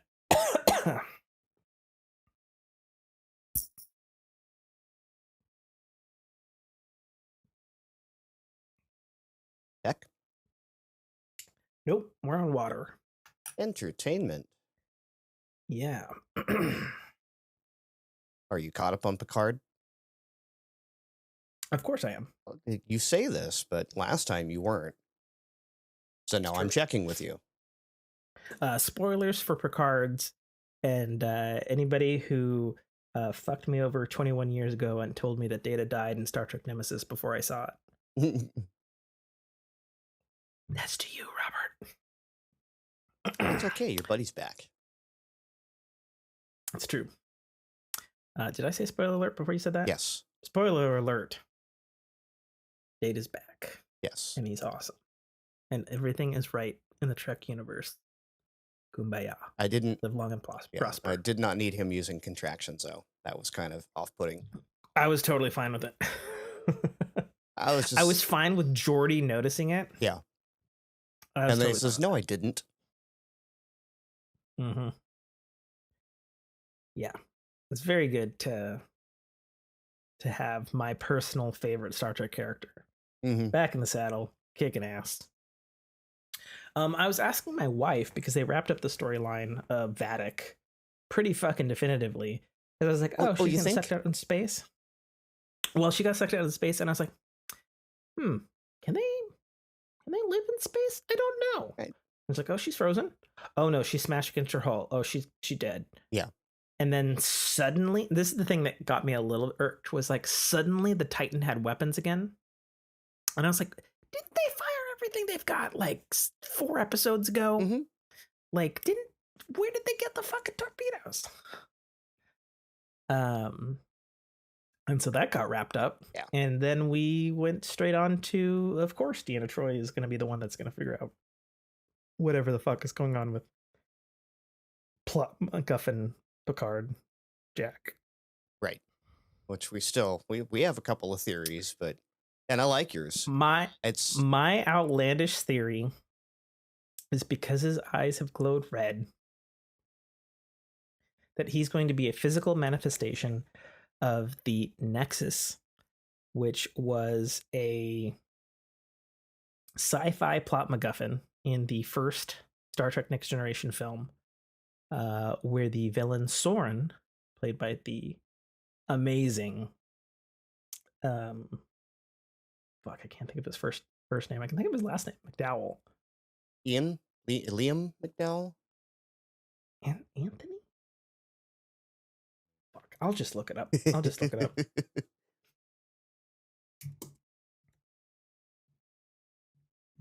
But yeah, no, I think Jack's the physical manifestation of the Nexus, and that the true person who's been controlling the fucking changelings all along is the villain Soren. From the I'm old. From the 1994 movie Star Trek Generations.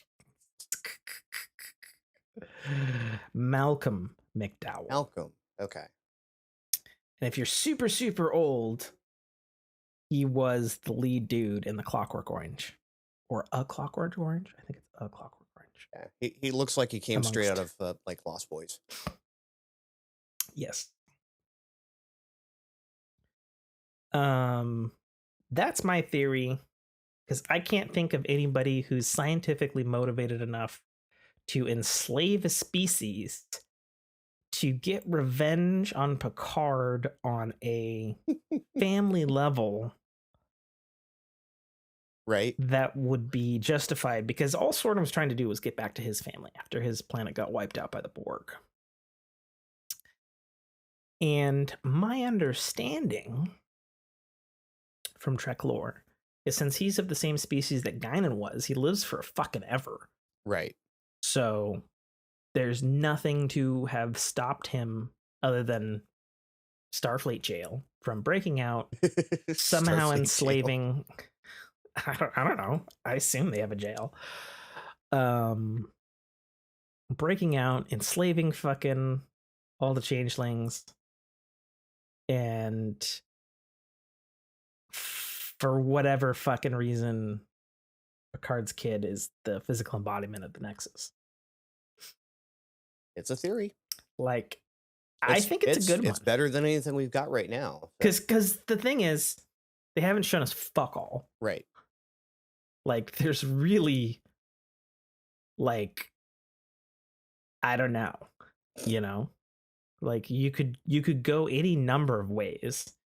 And of the characters that would be suitably motivated to steal Picard's original corpse, I can't think of anybody else who would hold a grudge like that specifically, other than Soren. Right. Like, I mean, like, no, seriously, like, think about it. Like, I can't think of anybody in the history of Next Generation, the movies, whatever, that... Yeah, Soren is Picard's Khan, basically. Yeah.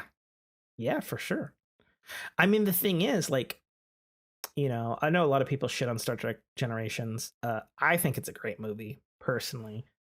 But Soren technically won, like, the first time he fought Picard. Picard and them had to get absorbed into the Nexus for them to pull fucking Kirk out of fucking time or whatever the fuck, just so that they could team up and beat him. Right. You know? Like, he won against Picard. Like, that doesn't happen in Star Trek.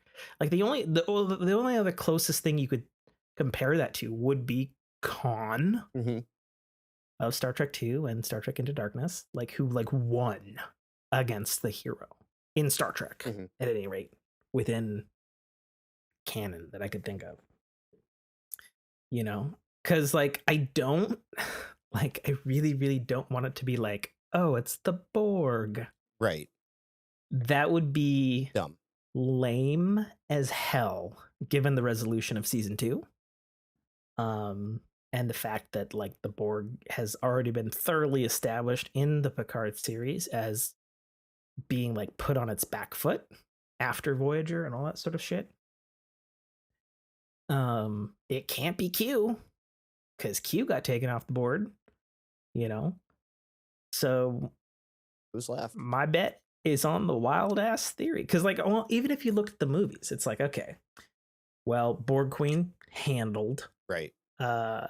Fucking stretchy face dude from Insurrection blowed up.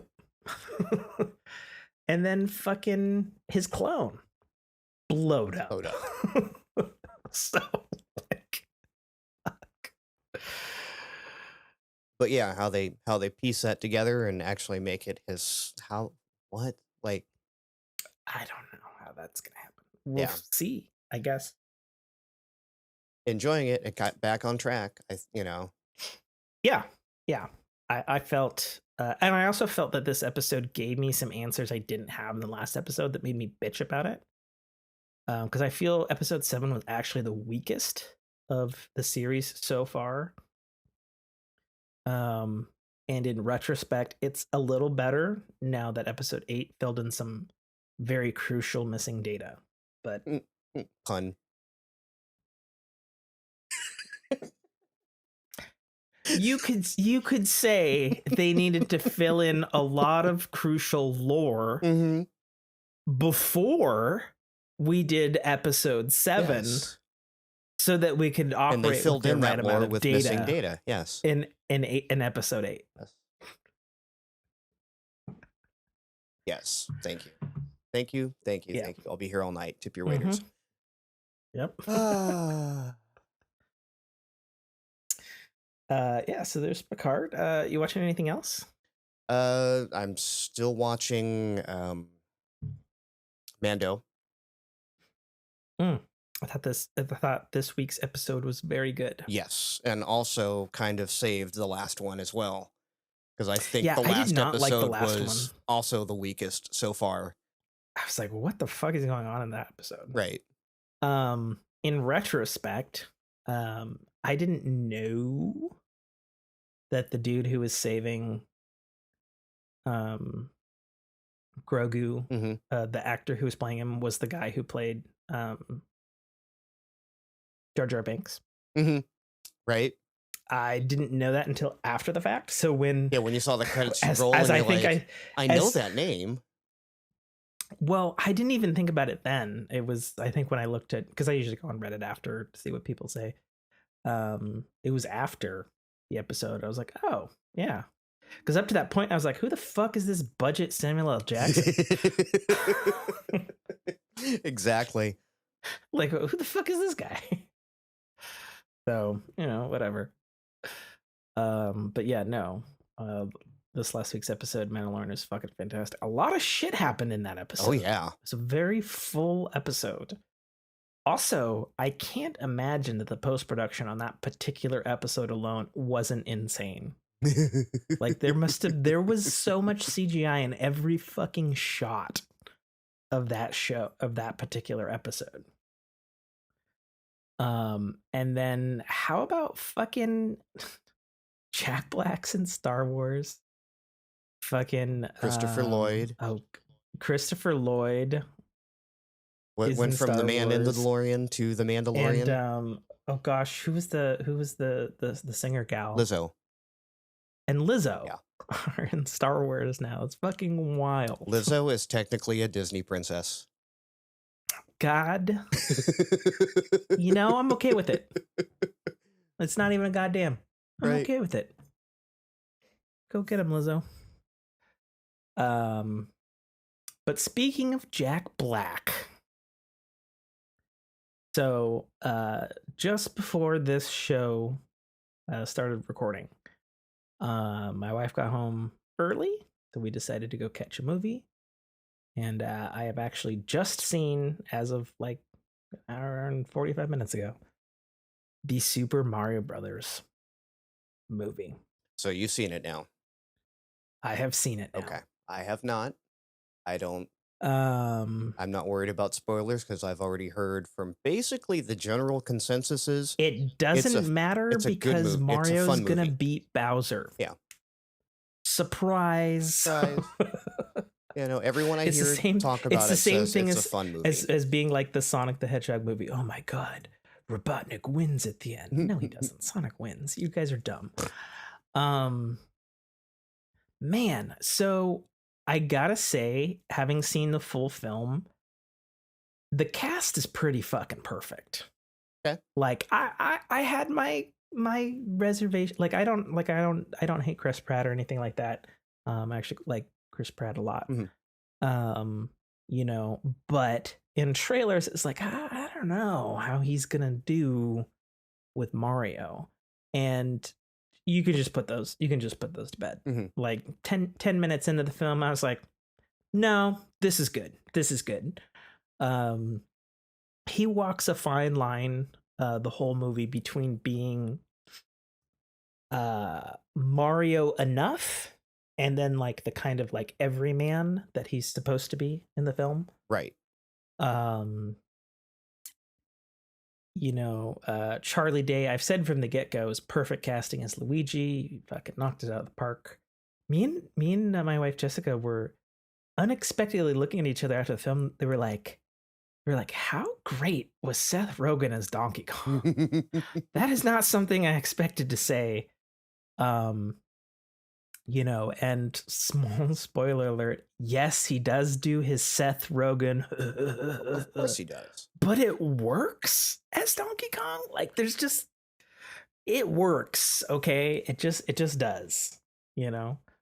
I would say honestly, the one who's the most different, since Mario is one of the more unique Nintendo properties where we have had established voice actors with them for the last fucking 25 years. Mm-hmm. Probably the most different is Princess Peach.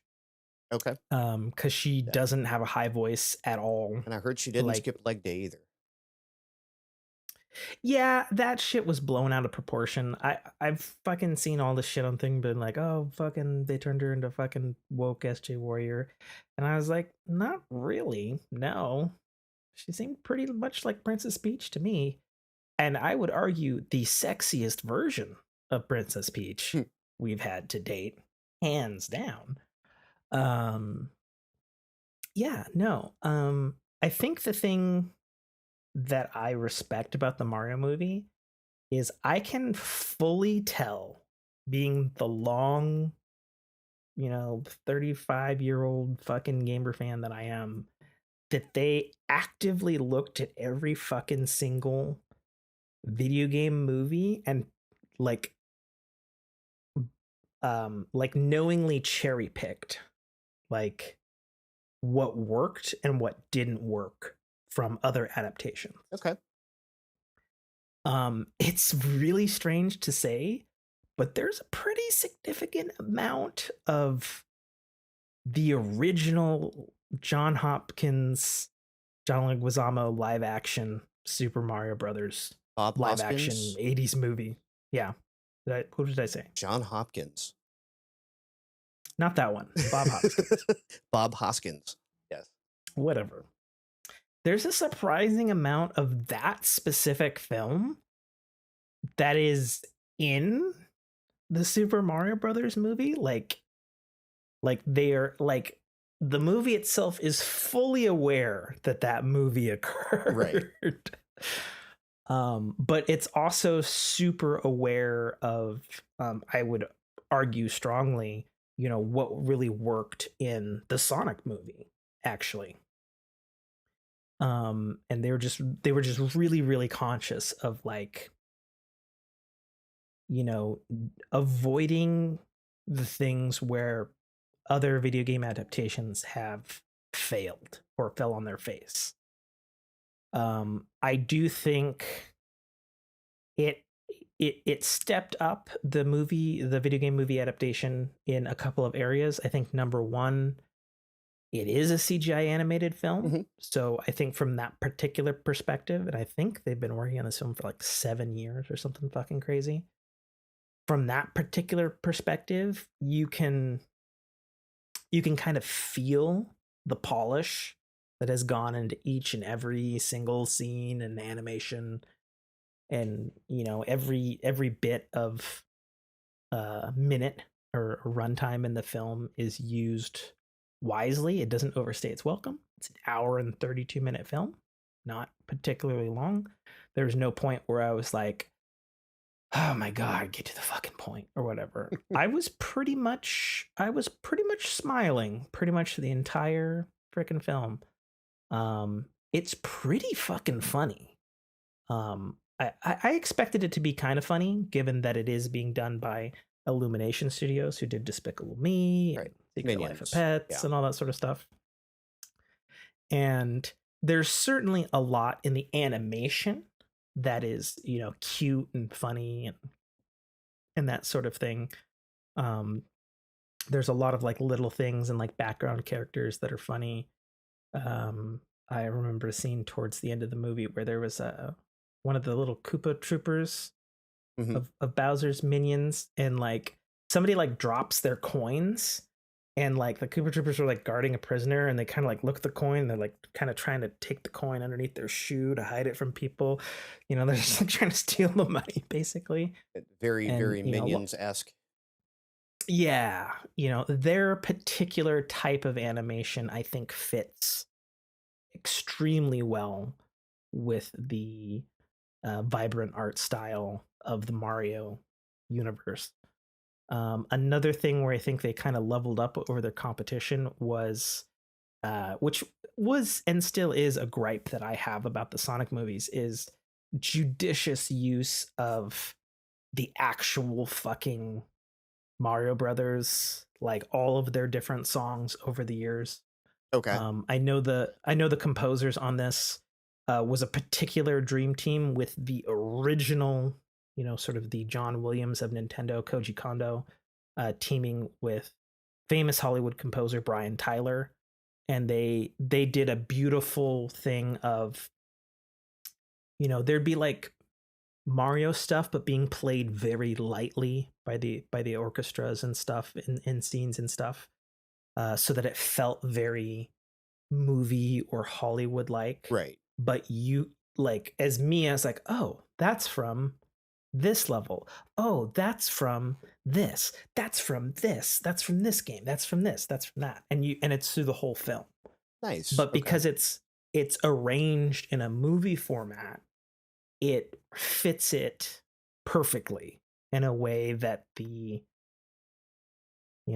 Sonic live action movies do not. So I think that's something that it gets very, very right, in that it is the music you know and love, but it's being used in a movie way. Right. And another thing, and I didn't expect this, was there's a musical number in the film. Pretty fucking good, I might add. And there's some licensed music in the film. There's everything from, Take on Me to No Sleep Till Brooklyn. Like, there's some interesting choices that, you know, add to the film and make it feel very contemporary, I guess. You know, obviously, you know, the film's rated PG and it's made by Nintendo and Illumination. You know, so it's super duper duper kid safe. Right. But it does that Pixar / Despicable Me thing of disguising jokes that are still good for adults. There's some really good jokes. Really, really good jokes. And you know, the dialogue, I saw who wrote it when the credits rolled. It was written by some guy named Matthew something. Kudos to that dude. Like, he managed to weave a script that feels inherently like the characters that you're familiar with from the games, but feels like that Pixar Despicable Me type movie that it is. Right. It's Matthew Fogel. Yeah, he did a really good job. Like, I wouldn't have expected, like, I expected to be entertained and see something funny, but I didn't expect the dialogue to be like whip crack sharp. And he was also responsible for Minions Rise of Gru and Lego Movie 2. Well, then that explains a lot then. Never mind then. This is what he does. Yeah. He does whip crack family friendly movies. Good, and apparently good for him. Big Mama's Like Father Like Son. Okay, that must have been a direct to Betamax sequel. Yeah. But yeah, my theater audience stood up and clapped when the credits rolled. People laughed, people cheered, had all the right emotional beats. I would say some of the things that have been floating around the internet, such as the story, if you look at it objectively, is pretty paper thin. Mm-hmm. But also, what did you expect? Right. It's Mario. Right. Mario has to save the princess from... Well, and that'd be the thing. So that doesn't happen.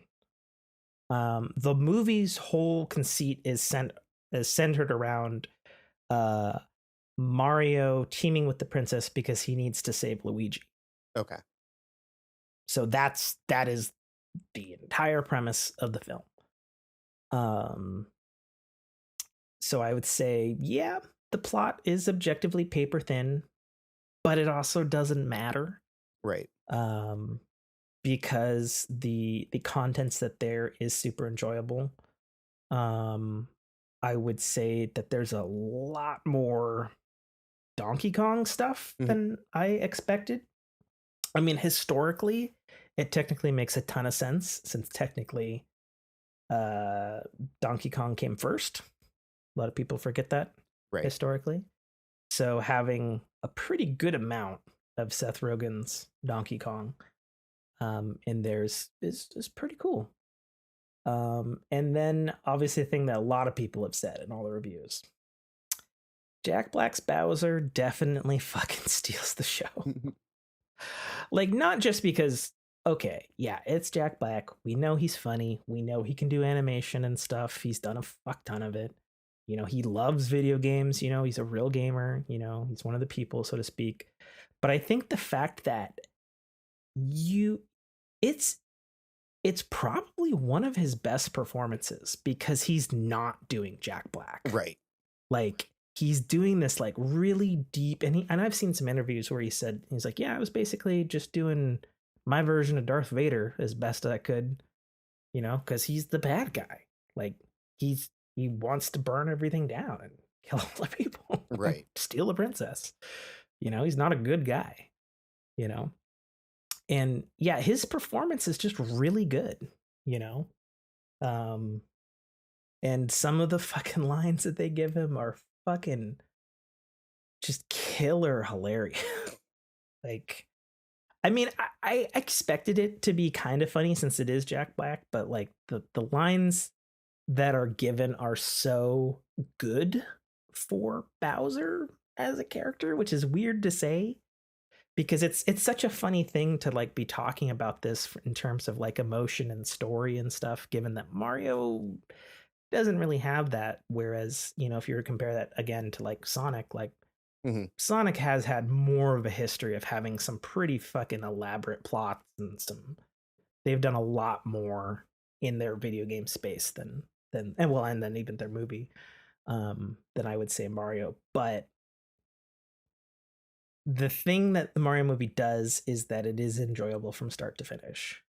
And it obviously it looks fucking fantastic. You can tell they just fucking worked their CGI. Like I remember there's a scene with like the fire flower power up, and there's like a field of them, and like the sun's hitting them, and the sun's like you could see the transparency through the like flower and like the vines of like the the veins of the flowers, so to speak.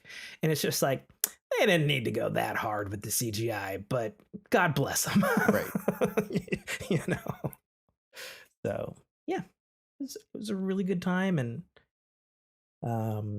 it makes a very good case for okay. Well, now that they've done Mario, give me a fucking Zelda movie in this style, please. You know. So yeah, 2 thumbs way up. 2 thumbs way up. 2 snaps and a clap. You know?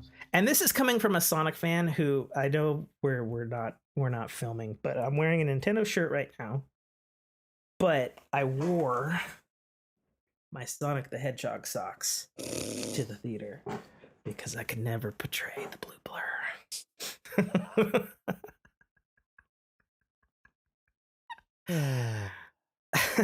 All right. To the Discord, what do we have for this week? Daredevil Born Again, working on season 2. Oh yeah, so Vincent D'Onofrio, who plays Kingpin, just straight up accidentally dropped that there will be a season 2 of Daredevil Born Again. He wasn't supposed to, but he did. Oops. I don't think he's sorry about it. I mean, most of them aren't when it happens. It's like, it happens. Yeah. I'll have to make sure that the NDAs are, constant and well-defined next time. Yeah. What else do we got here? Ryan Coogler is working on a reboot of the X-Files. Right? I'm a big X-Files fan. It's not needed. No. I introduced X-Files to my wife last year. And even though it is older, like it still holds up really well. Like, yeah, they're 90s looking as fuck, clothes and hairstyle and stuff, sure. But their storytelling, the quality of the makeup and the special effects in that show still holds up, in my opinion. I don't think it's needed. I don't know how you reboot that to make it better. You know what I mean? Because like the X-Files is one of those shows that was so ahead of its time, and it's still good today. I compare it to something else that was 90s as fuck too, which is like Babylon 5. Like I love Babylon 5. It's a great show. Me and my wife rewatched it last year. The storytelling holds up. Most of the acting holds up. The costume prosthetics holds up. CGI doesn't hold up. Some of the acting doesn't hold up. There's a bunch of stuff that doesn't hold up. But compared to like the X-Files, which is a more grounded show, but it like the X-Files like pioneered like all of the fancy cam work and stuff we have in TV shows now. Like, so it looks still pretty fucking modern, aside from being, not widescreen. So I don't know why you need to reboot it. Right? Unless you want to just do something that, I don't know, already has an established universe and you just have to write within it. Yeah, I mean, like that's the thing. Like we had movies of X-Files, and we even had a whole fucking 2 extra seasons Mm-hmm. of X-Files recently. Right. Not like super recent, but like a handful of 2018. years ago. Yeah. Yeah. And like, yeah, those shows had better cinematography, CGI and stuff, but for the most part, it's not like it needed to change, Right. you know? And like you said, why not do that X-Files and like do a new cast? You know what I mean? Mm-hmm. Like why not just continue it? Because the thing about X-Files was that it was always contemporary. Right. So I don't know. Yeah, and it's Um, you could do it something much like I don't know how much you follow this movie series, but Rocky moved on and passed the torch yeah, to I don't. Creed, and it's still same universe. It's new writers, it's new everything else, but it still exists in that same space. Mhm. Yeah. Full disclosure, hate me if you want. I've never actually seen Rocky. I don't. It's not for everyone. Yeah. I've heard the Creed series is good though. It is. I just watched the For third what it's one 2 weeks ago. okay. Nice. Um, yeah. So Disney fires Marvel chairman Ike Perlmutter. yeah. So Disney's been firing a lot of Marvel people lately. Mm-hmm. I don't know what's going on over there. I don't either. But yeah, it seems like a lot of people are moving on and moving out. Some by choice, some not. So uh so Ike Perlmutter is a controversial chairman Hmm. for Marvel. Number one, because he has stated publicly that he has been trying to get Kevin Feige fired for a long time now. Hmm. And then he said recently, after his firing, that you know he was surprised that he hadn't been fired sooner, since he said I was the only Marvel CEO who dared to challenge the fact that I wanted to make a profit in my division. And I was like, okay, that's interesting to say on your way out the door, but okay. Right. My understanding is that this uh, this guy was in charge of pretty much everything outside of the comics and the movies. So merchandise, cross marketing opportunities, all kinds of all the other stuff. Hmm. And according to the report, all of that stuff is being folded into the already business unit of Disney brands, which makes sense since they've owned them for quite some time now. Um, so I guess if you wanted to look from the outside in, that's kind of like, well, we already have a huge division that manages all these other properties and stuff. Why isn't Marvel in there? This is like a redundant position, Hmm. you know? Well, Uh, and this guy's also the reason that we don't, that we're struggling to get X-Men and Spider-Man back in the MCU. He's the one that oh, sold them is he? off. Yeah. Hmm. I mean, in fairness, and I've covered this fucking to death in when I used to have a Marvel podcast. Uh, I mean, Marvel was like months away from going like bankrupt and Sure. closing their doors and not making comics. Like they didn't have a choice. They're like, sell everything, sell whatever we have. You Yep. know, and that's fine. You know, that's what you do. But obviously, they rebounded. So so it goes. Da, da, da, da, da, da, da. Did we cover? I don't think the time lines up for that. Did we talk about Orange County dismissing domestic violence charges on the Rick and Morty guy? Yes. We did. Yeah. Okay. Then talk about that. I know we talked about that. Yeah, I think the last thing we Um, talked about was the Adam Savage and the Spartan suit. So right. yeah. The last bit thing we have is the former Marvel executive in charge, Joe Quesada, joins Amazon to develop comic book properties. Cool. This is a big deal because Joe Quesada is beloved in the Marvel community. Like, he's a really good Marvel dude.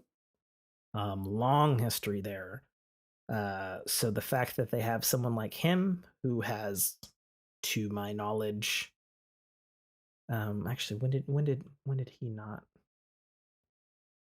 Joe Quesada. I need to look up when he left Marvel.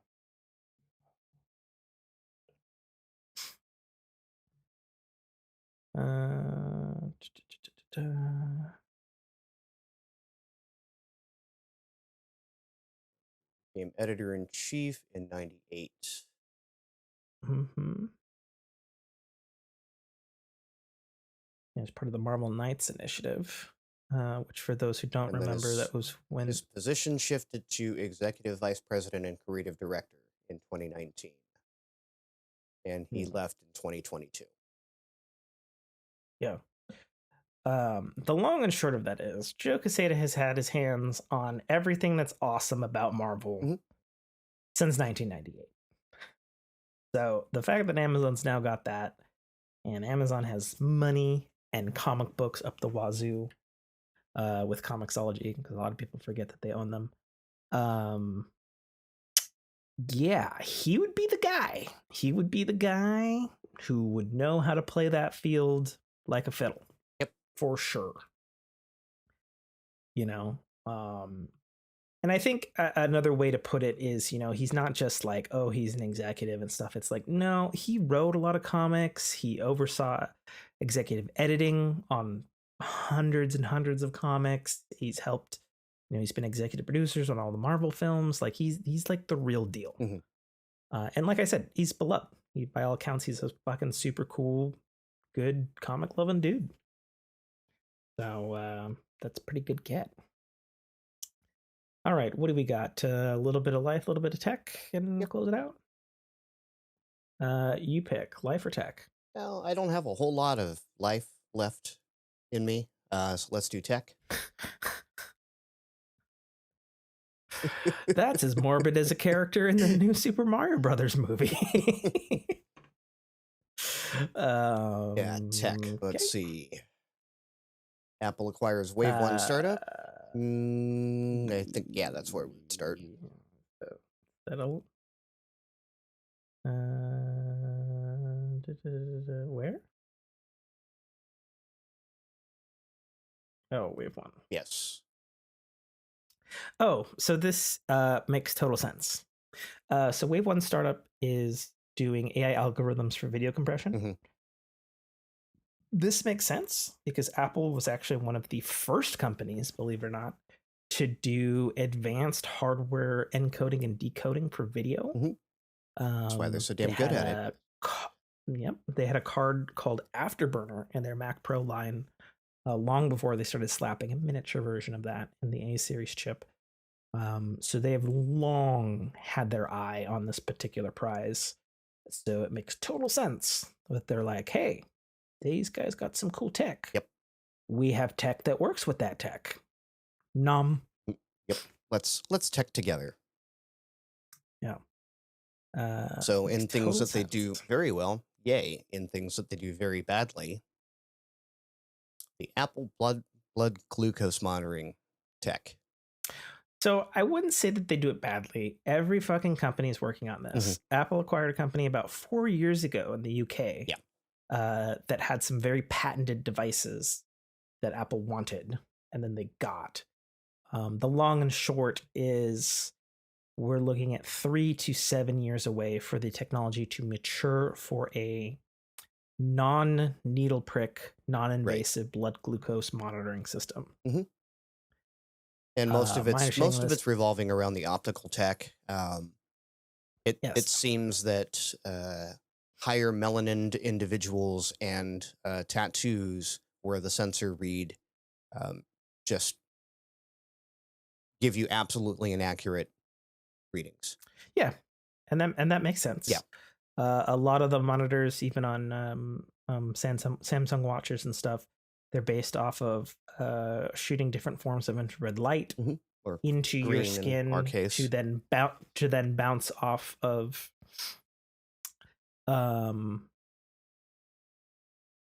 your hemoglobin. I think it is specifically, and then the oxygen content readings in there. All of that's based on light sensing through your skin. If you wanted to put it in Star Trek terms, it's shoving a tricorder into your skin.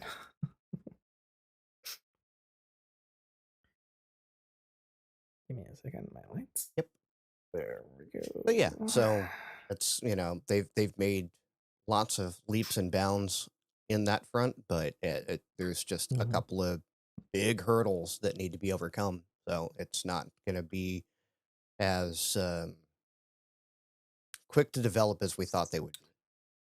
Well, and then the other consideration too is Apple has, since it's gotten into the wearable market, has prided itself on when it launches a feature that it's above or at medical grade for what it's reading. Even though they legally can't tell you it's medical grade, it fucking generally is. Yeah, because as soon as they do that, you have to get FDA approval. Yes. But that's just also, you know, kind of Apple's high and mighty standard, and this is good standard to have. Well, yeah, for sure. You know, but blood glucose is big old tough one. There's some interesting rumors floating about that Apple employees are seriously concerned about the forthcoming mixed reality headsets that Apple is presumably has been developing for years and plans to release this summer. Some developers have gone on record, well, quote unquote, record anonymously, that technology is not fucking ready for prime time. Yeah, no. And Apple's shoving it out the door. Sure. Which seems a little weird. Yeah, I don't know. Yes and no. I don't know what's the rush. Sometimes you gotta push it out there. You know, Google Glass did this. Sure. Right. It's like video game development. You push the game out, you get the feedback, then you actually have data that you can work on. That isn't, you know, from a yes man in-house at your board meeting going, this is the greatest thing you guys have ever done. Right. And you also find out where the shortfalls of the tech are, what people are willing to cope with. Like, okay, I can deal with the 8-bit screen because I know I'm getting a day's full of battery life out of it, and that, you know. Yeah. I think the thing that has me concerned about this mixed reality headset is I think they're a good idea in theory, but I don't know how shoving anything out the door does anything. Because, like, the way I look at it from an Apple perspective is historically in their past, pre-2000s, they shoved all kinds of shit out the door, see what stuck. Some of it, they were way ahead of their time. I think the Apple Newton is a particular good example of that, because without that, we would not have ARM chips powering every goddamn device in our hands across the entire planet. You know, and then others, you know, not so much. I do agree with you that there is a merit to shoving it out the door, seeing what happens. Okay, we know what to do for version 2. And it's just something that, like you said, it's not something that is now something Apple would be known to do. They're usually very good about letting other people do that legwork and research for them, and then going, okay, now we know what to do, and we can do it better. Yeah, I'm, you know, everybody knows I'm an Apple evangelicus. They are occasionally they're there first, and sometimes still better than everybody else. and other times they're there later and then does it better than everybody else. I think the Apple Watch would be a very good example of this exact type of thing, specifically since it was the one new piece of Apple technology launched after Steve Jobs' death, and the fact that, you know, I had an original Apple Watch. I thought, despite the fact that it was a tethered experience, it was a fucking fantastic digital watch. Fantastic at doing a heart rate. It's fantastic at doing a lot of things. There's a lot of things it didn't do. A lot of people forget this now that we're on version 8 of the Apple Watch. And look at the iPhone too. Like the iPhone, at how many iterations it's gone through to get to the technical marvel that it is now. Well, I think in the beginning it was always a little bit of a technical marvel. You know, the first iPhone, you know, it had the first multi-touch, had the first large HD screen on a device. It was the first device to run a real web browser. Trying to think of anything else that it did first on that particular thing that other phones weren't doing, because it didn't have a very good camera. No, its speaker system was ass. I'll say it. I fucking had an iPhone 1. Like, its speaker system was fucking ass. You know, I mean, it was a great iPod. You know, like, obviously, like, it was or Apple made iPods. You know, but it wasn't like first in a ton of areas. You know, it was a pretty fucking good cell phone, though. I'll admit it on that. Like, it was the best cell phone I had ever had up to that point. You know, through a smattering of Nokias and Samsung flip phones and all that shit. I had a Kyocera one. Was probably the best phone I had up to that point. You know, so it did do a lot of things, but like you said, they're not often first. And I guess technically, even if they do release a mixed reality headset, they're still not first, because there was Microsoft HoloLens, there's Google Glass, you know, there's probably some other fucking things out there. Yeah, and that's like the only other thing I can think of is maybe HoloLens is closer to market than we think it is. If I'm not mistaken, HoloLens 2 is available for public. It's just there's not a ton of support for it, if I'm not mistaken. So car manufacturer GM kind of made a really weird decision. I don't understand this decision. As a person who, if I had money, had my eye on purchasing a Chevy Cruze with CarPlay. So unless I'm crazy, the divide of people, like, it's pretty more or less even, like, as far as who has an iPhone and who has an Android, right? Sure, yeah. Like, at least in the United States. Maybe perhaps favors iPhone a little more. I don't know. I haven't looked at some statistics in a long time. Yeah. But I would guess it's pretty fucking close. I do not understand for the life of me, if you're a car manufacturer, why you would ace out an entire pie chart market from your car's infotainment center or heads-up display or whatever the fuck they're calling it these days. GM recently made the decision that they are dropping CarPlay, and they are only I'm sorry. It's actually, it's more. It's cutting off CarPlay and Android in favor of a custom. Yep. I don't understand. I've used CarPlay, an early CarPlay, mind you. It was fucking great. I've seen friends with Android Auto. It's pretty fucking great. Why? Other than licensing? I don't know how that works. Somebody's paying somebody. Oh, yeah, there's definitely the licensing aspect to it. That's the only thing I can think of. Like, fuck, there's a revenue share side of it as well. Maybe, sure. So it is looking like the future of infotainment is, it's going to have to be monetized in some way, and a lot of the manufacturers, not just GM, yeah, I know, not just GM, are fucking gross, trying to get out ahead of it and saying, okay, well, if we go with Android Auto or Apple CarPlay, they control what goes on our screens.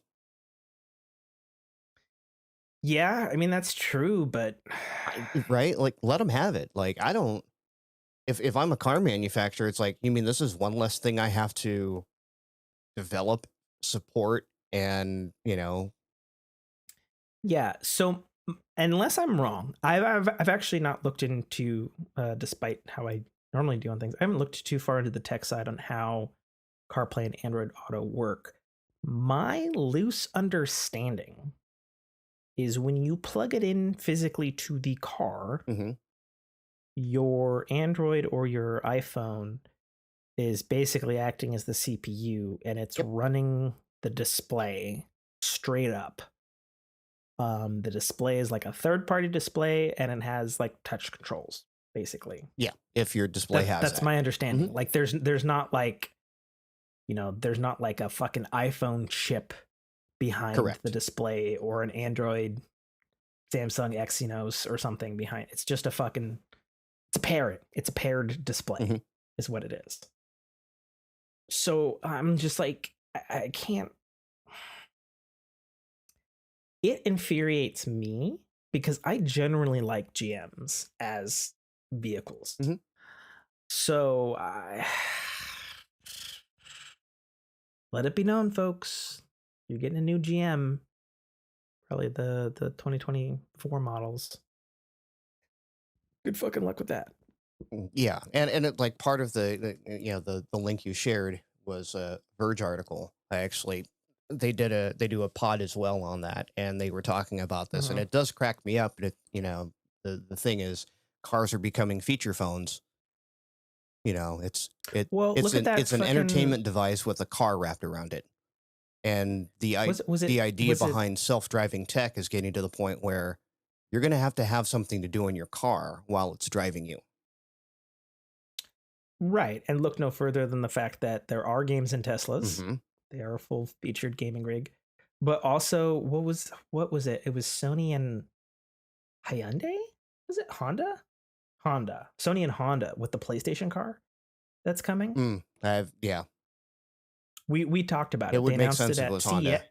They announced it. Yeah, since it's Japanese. Yeah, Hyundai's Korean.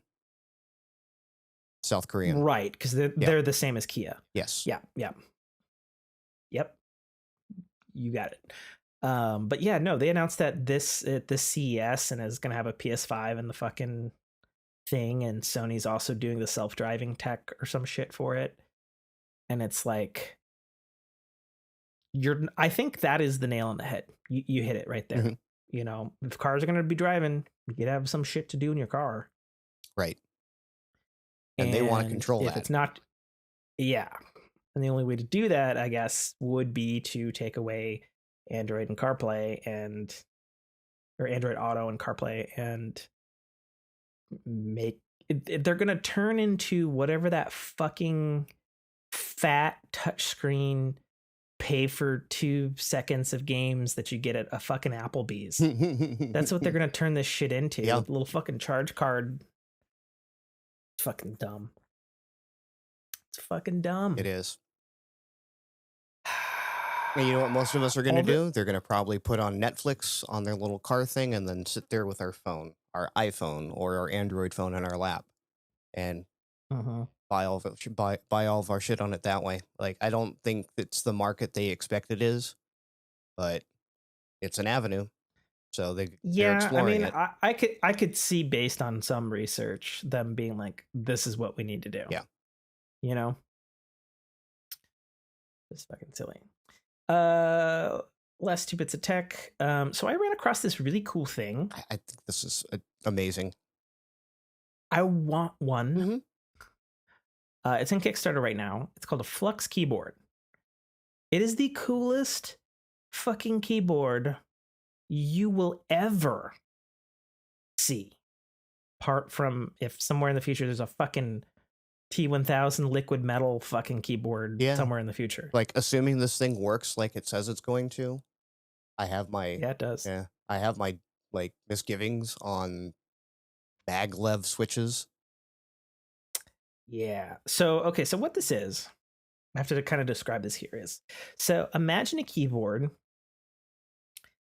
that has totally clear keys that are based on maglev holofax technology that sits over a 10-inch 4K LCD screen with hard glass underneath, so you're not like breaking into the screen.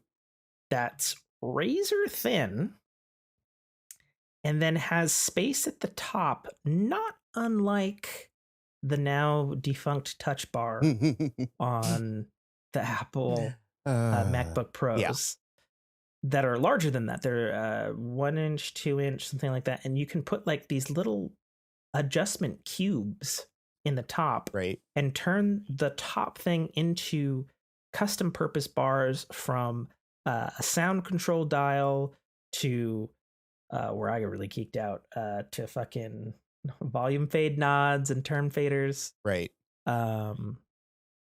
to whatever else you want, powered by USB-C. And so not only would you have all your RGB whatever on your keys, but you could also put whatever fucking GIF, video, whatever the fuck you want underneath the keys shining through, that looks cool as shit. Right. And when I dug it, I really dug into the Kickstarter. I read all the shit on Kickstarter. Fully functional with Logic Pro X on their fader system. For some reason, they said their volume physical aluminum knob does not work because of something Apple. Sure. Which sucks, but whatever. Sure, fader knobs work, but not the fucking volume knob. Whatever. But that they have really deep integration, like already out of the gate with both Mac OS and Windows. And I was like, man, that's pretty fucking good. And the kicker, at least on Kickstarter right now, it's only $350. Right. Which, for a high-end keyboard, not bad. Not bad at all. Oh, and then the other thing was you can, with software, apparently adjust how responsive any of the keys are. You can change their and see, that's where I start magnetic density. That's where I start getting dicey fuck? with it. I'm like, how? And I'm looking at the picture of this. It's like the keys are literally suspended by a magnet on the left and the right.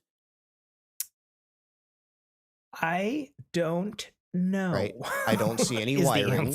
I don't see anything like that. So how are unless the magnets underneath the screen push back? I would have to guess that each key behind the screen has a small variable electromagnetic. It has to, yeah. Because when looking it up, I think it was something like it's like 14 watts at like 7.5 milliamps or something like that. So it uses, not a ton of power, but a decent amount of power compared to any other keyboard out there. Right. Well, it also has a giant screen on it, so. True. But yeah, I don't know. It is the coolest fucking keyboard I've ARM ever fucking processor seen. on it. Yeah.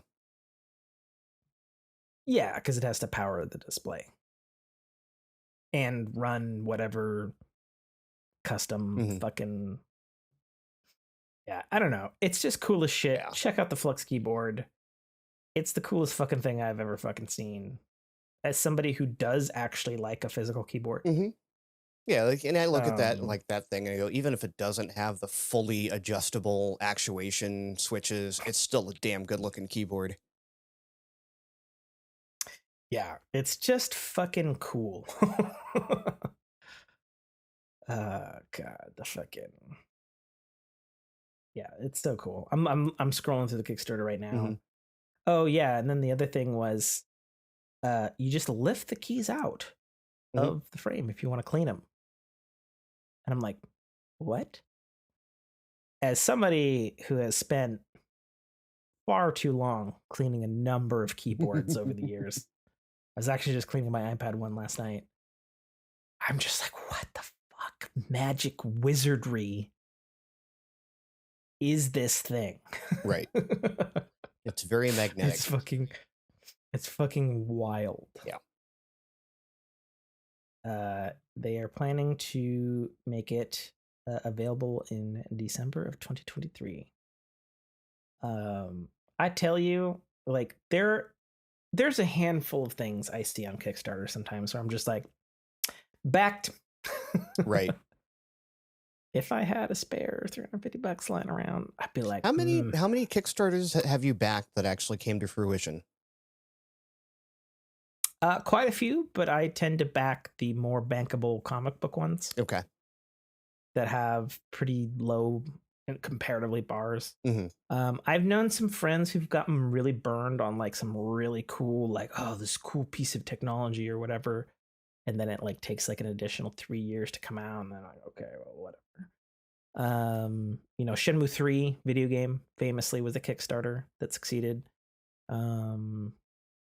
I backed before it had a name, Double Fine's Broken Age, which at the time, you know, Double Fine's owned by Microsoft now, but they were independent. And they were like, we're doing an adventure game. And it was a big deal because Tim Schafer was one of the original designers of the adventure game in the LucasArts days. And they're like, we're going to do an original one. We don't have a name. We have Elijah Wood and Jack Black on board. That's all we know. Backed. Yeah, I was like, yeah, that's good enough for me. So yeah, no, I've backed plenty of things. But yeah, because like I said, I see a lot of tech Kickstarters and shit like that. Yeah, I'm leery. And it's like vaporware to me. Tech. Yeah. Mm-hmm. I'm really leery on backing tech. Yeah, and it's like I saw this and I'm like, that looks really cool, but there's some unanswered questions on this. The thing that really sold it for me was I Googled it and put it into YouTube, and I saw them demonstrating it at CES, and then also it's made by Australians, some like Australian equivalent of CES. And there was this like cute keyboard reviewer guy who I guess is like known for reviewing keyboards on the internet. And I looked him up and I was like, oh yeah, sure enough, this dude's done a lot of keyboard reviews and he's got a fucking shit ton of subscribers, so people must listen to him. And he was looking at the keyboard and he's like, this is the coolest fucking thing I've ever fucking seen. He's like, can I like just lift? He's like, yeah, just lift the keys off. Like, and he like lifted it off and he's like looking at it and he's like punching it, and it was on a video and he's like, I don't understand. And then they're like, yeah, pretty cool, right? And then he's like, and then I just put it back on and then I just type with it. And they're like, yeah. And he's like typing and he's like, those keys feel really good. And then they're like, we know. And he's just like, I don't understand this. I want one. Like he was in awe of this keyboard, which is dumb. We spent this much time talking about a keyboard, but it's really cool, guys. You got to check it out. Flux Keyboard, FLUX keyboard.com. Really, really fucking cool. All right. And I'm supposed to ask you about your payout from a class action lawsuit.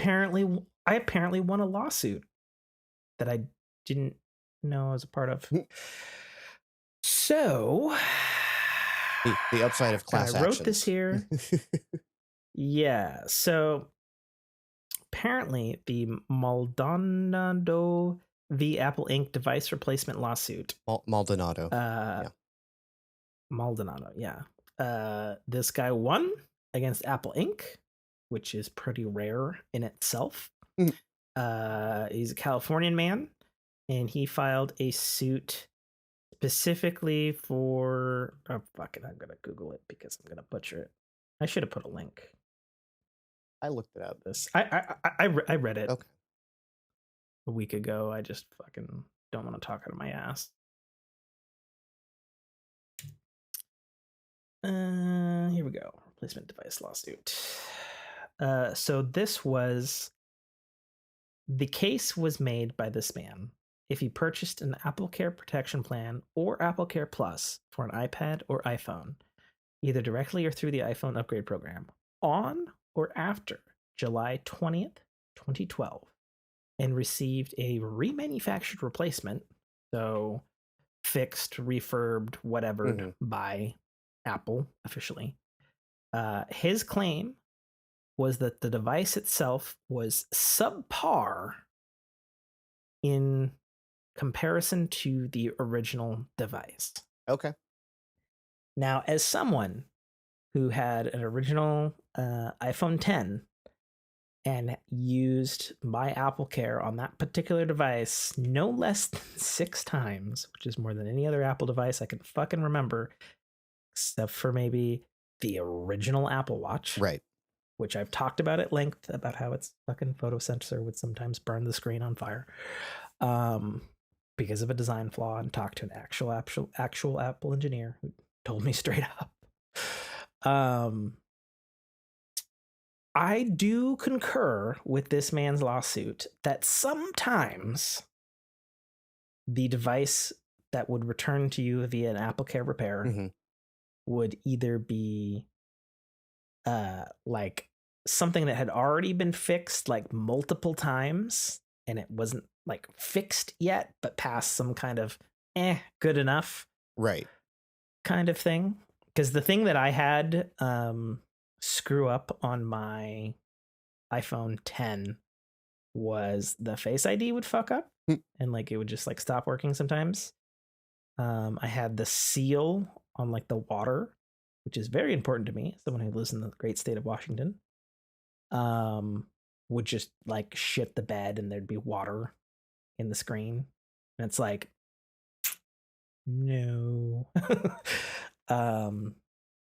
Yeah, so he won it because there was enough people who joined the case in the class action lawsuit, and I got 13 some bucks from it. Yep. That makes sense. Yeah, I had back in the day, I had a Samsung phone that out of the box, like I took it home, plugged it in, wouldn't charge. Like, this is supposed to work, and then... Was this during the explosion on Airplanes Day? No. It's further back than that. So, yeah, wouldn't charge multiple cables, wouldn't even register that it was charging. And also the front camera, like I turned it on and it was like someone had half plugged in a video cable. Oh. Right? That'd be the screen digitizer. It's not interfacing correctly with the... But it was just the camera. Like I put the camera on, it was like green, and yeah. So I brought it back the next day. Like I went back to the store. I'm like, this came out of the box and it won't hold a charge. And then I found out that the camera's doing this. They're like, oh, okay, we'll go ahead and get you a refurbished one. I'm like, no, I've had this phone for 2 days. I don't want a refurbished one. I didn't pay for a refurbished phone. Agreed. I didn't break this phone. Yeah. And yeah, agreed. Went round and round with them for that one for a hot minute, but ended up getting a new phone. I want to say maybe iPhone 4 had. And this was before they had like IPX ratings on phones. I had an iPhone 4 and I had like moisture inside the camera lens. And I was like, well, that's not good. It looks like a fucking sauna in there. Right. And it's not raining and it's summer. That's not good. You know?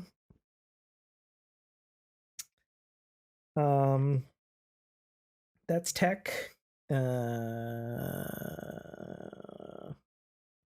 had life. I had the last box of Magic Spoon cereal, the one I hadn't tried this morning.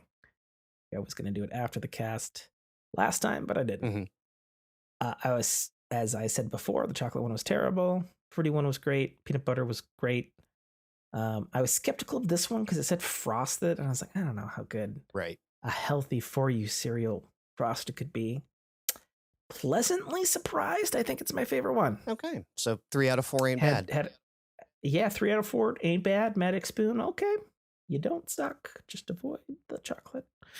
Yeah, it was weird. Like, it tasted super sweet, which I didn't expect because the sugars are all supposed to be like monk fruit and stevia and healthy and whatnot. And very strangely, and maybe because of whatever mix of sugars it is, it had a little bit of like a fruity flavor to it. Not like a fruity flavor like the fruity one had. Mm-hmm. That had like a different fruit flavor. This had like a to sound really snobby, it had like note of some kind of fruit. Okay. Or something. Essence of Yeah, essence of something fucking shit. But it was really good. I was really fucking surprised. Would not have expected it. Well, good. I'm glad you now have a breakfast food you can reliably eat, and not a breakfast food I only eat on the weekends. Yeah. Sure, but not completely explode your digestive system or any other system for that matter. It's all right. It's all right. Did we have anything to get into in life? Oh, you didn't even want to comment on what I put in life? What'd you put in life? Way back like a week ago. Oh, gross. So you saw nude pics of your 70-plus-year-old uncle? Yeah, I did not have that on my bingo card. Why? Why? Why? Because why? Because my 70-year-old uncle decided to go and get himself catfished. Okay. And then said person stole his Facebook account. Classic. Right. Classic catfish. And then one day out of the blue starts messaging me saying, you all of you are going down. I'm suing your family member for sexual harassment. And I'm like, okay. Okay. Who are you? Okay. And next thing I know, it's like, you know who I am, and I know who your uncle is, and sends me a contact card with his email on it. I'm like, okay, that's irrelevant. I don't know who you are, and I don't really care what's going on. And next thing I know, I get a picture of my naked uncle, and I'm like, great. So I immediately went into our family chat because we have a family group chat, and I'm just like, so, the person that stole uncle's account is now messaging me and sending me naked pictures of him. So if you still happen to have them in your list, you might want to block them now. Jesus. Yeah. And then, my wife was the next one to be harassed by this person. Jeez. And she's like, the person was like, I'm going to have your uncle thrown in jail. And she's like, good. I don't like him either. And then hasn't heard from that person since. Yeah, that usually stops things pretty fucking cold. They're like, yeah, it's extortion. Like, good, fuck him. Right. They're like, ooh, wrong family member to contact. Hey, can you cut me in on some of this? Yeah. I'll help you. Yeah. God.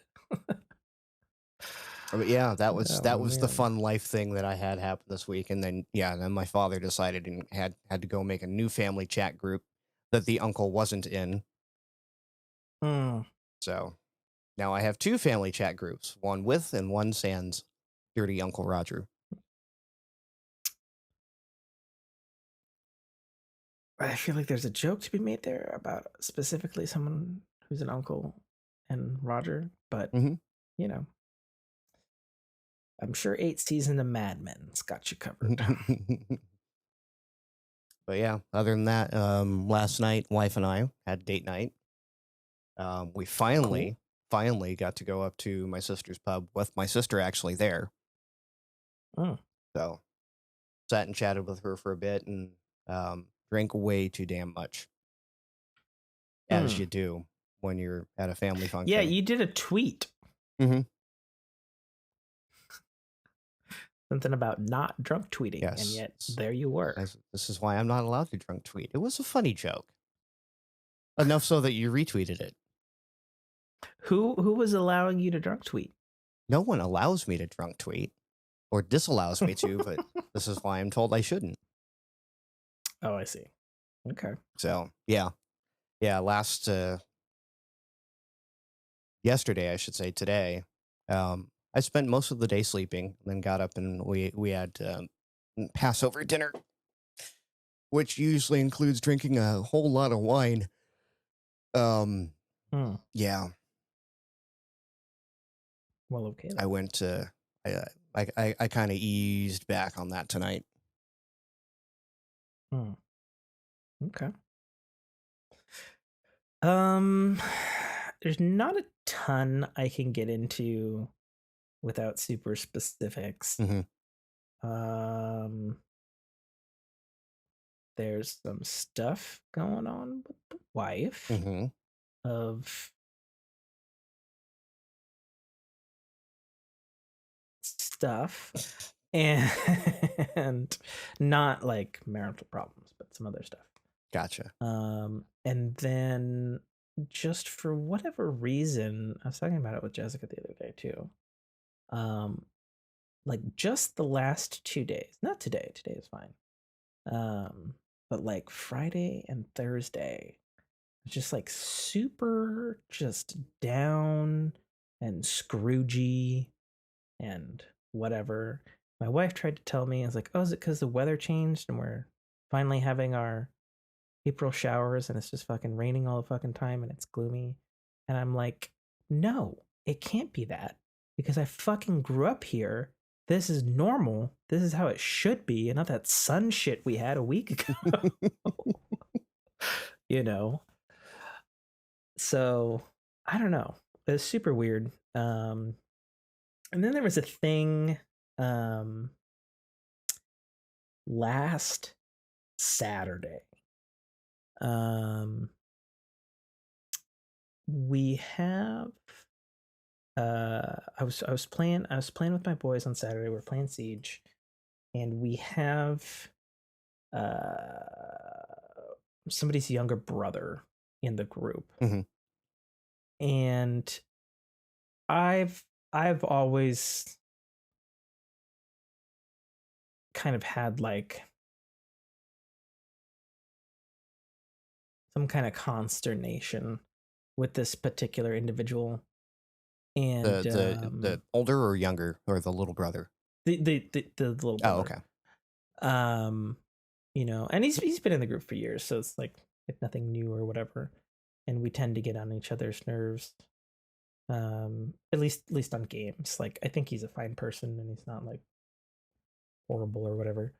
But he's easy to get a rise at in the game. No, the opposite. Like, there's something about him that like gets under my skin in a way that like I can recognize is weird, and yet like will rile me up more than like insults or I don't know, other communications that can occur in a gaming environment. And I was talking about it with the wife, you know, and this is nothing new. This has happened before. And it's frustrating because the only thing that he's doing is talking in a condescending way about like how I should be doing this or how I should be playing better and this or that or whatever. Gotcha. You know, I've been in Rainbow Six Siege. And it's a funny thing because it's like You know, he is younger, by a good deal than me. You know, I mean, he's an adult, but he's still younger than me by a great deal. And it's like, and it's a known quantity. It's a known quantity that this is what he does. And normally, like, it's fine, but for whatever reason, last weekend, like, it really, really got on my skin, and it bothered me for like fucking 3 days. Fucking stupid. And I think it's like one of those things where it's this like, young little fucker telling me how to do my shit. I've been doing this a lot longer than, well, right? You almost get the reverse thing going. Sure. There's a lot of that, you know. And the thing is, like, I can look at it objectively and be like, you know, all I have to do is not be affected by it, because it's not like he can do anything about it anyway, because it's a fucking video game, right? You know. But like, it was like really getting to me or whatever. And like I said, this is not the first time it's happened, but it's like, it just annoys me that like you can be cognizant of like the exact way something's affecting you, and yet it still affects you, but you can acknowledge that it's occurring, and you basically know what it is, but there's obviously some little tiny unknowingness to it, or else it wouldn't persist. You know, because like I played with him again, you know, the following Tuesday, and the same exact stuff happened, but it was just like, yeah, no, I don't have to do that, you know, or whatever. And it's like, okay, but why was that different? You know, don't know. Like, what was different about that than the previous day? Like, I don't. Just in a mood. Any fucking sense. So yeah, I don't know. I've been in a little bit of moods as of late, and irksome, that's for sure. That is for sure. So I mean, that'd be the only thing that I could say that's really going on in life, without particularly be able to going into details on the podcast.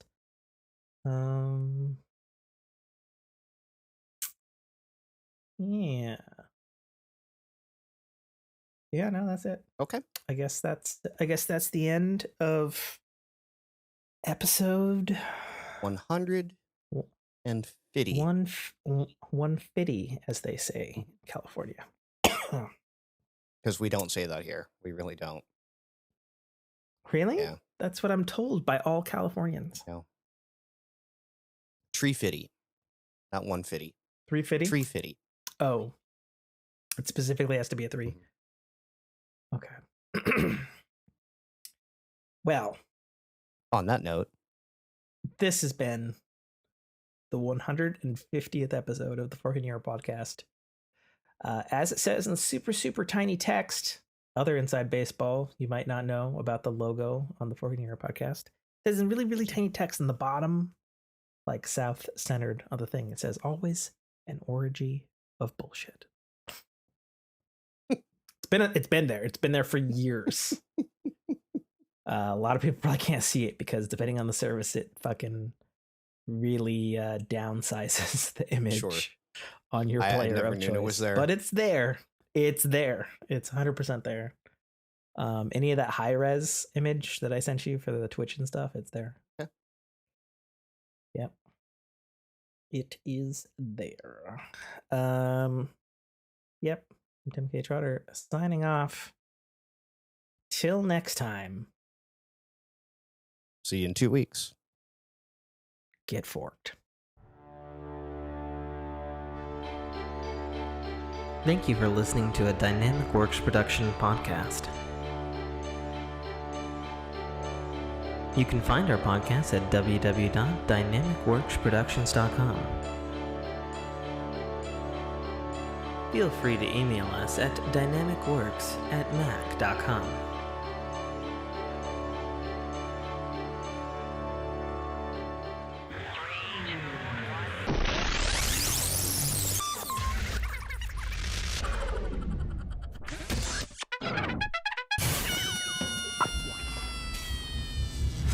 Dominic Armato, the voice of Guybrush Threepwood, and you're listening to a Dynamic Works production podcast.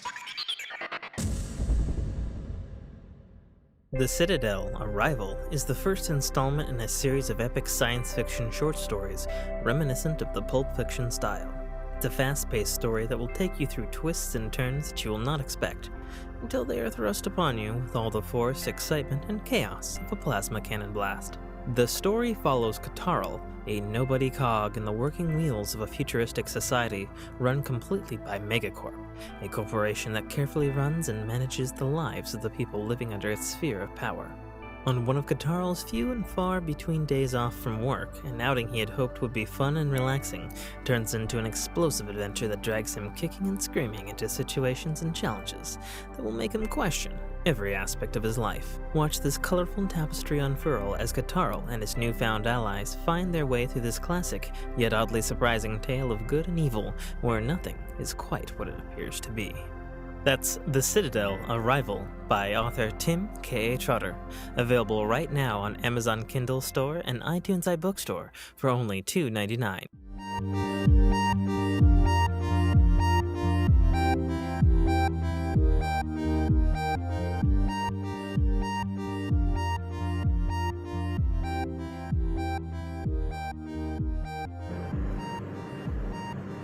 Good evening, sir. Hi? Hi. Oh. You have your auto gain on again.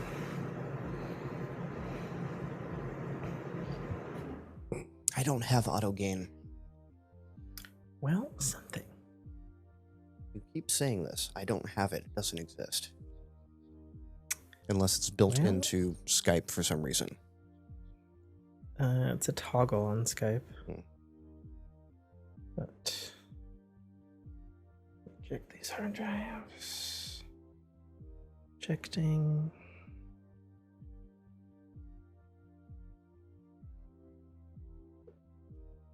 Sorry about the tardiness. All good. That was your thingamalab jig. Was good.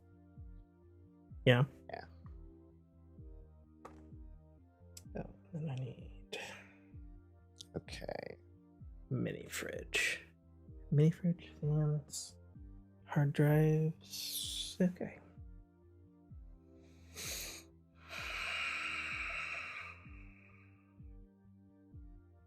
How's that now? Much better. Oh, cool. It would help if Skype actually had the right microphone.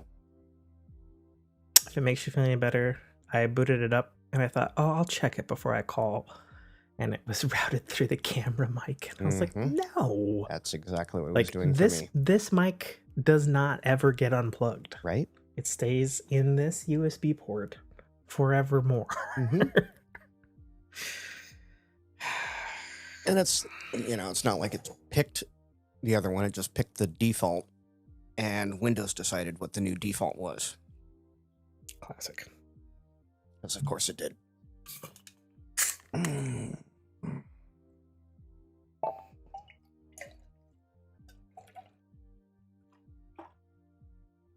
Sure, ASMR. If I didn't have to pee before, now I do. Oh, do you?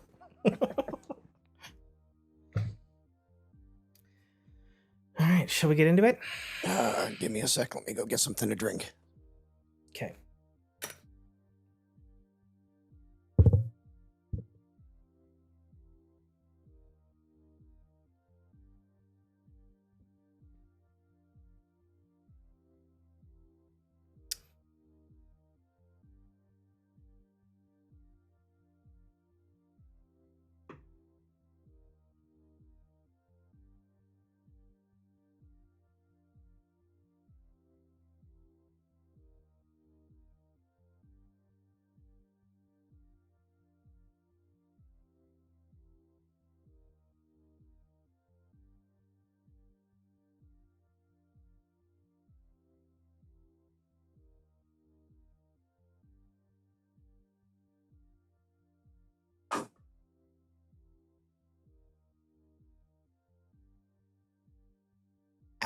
Did you hurt yourself? Can't hear you. Sit on that chair too hard? Oh, that's a good point.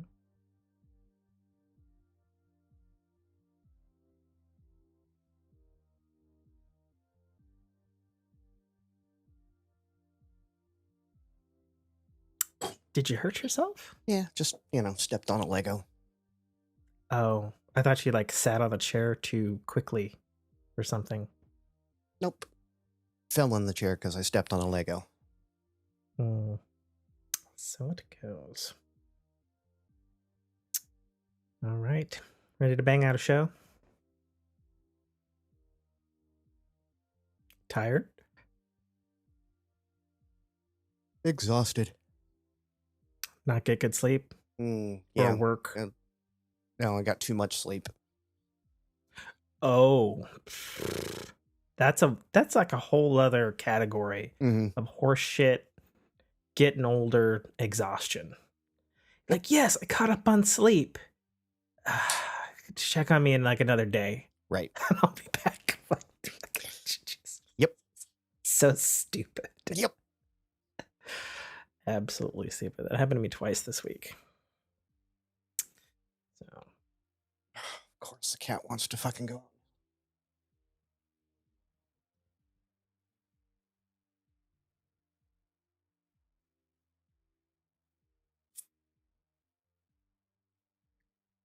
Roam around until you bang on the door.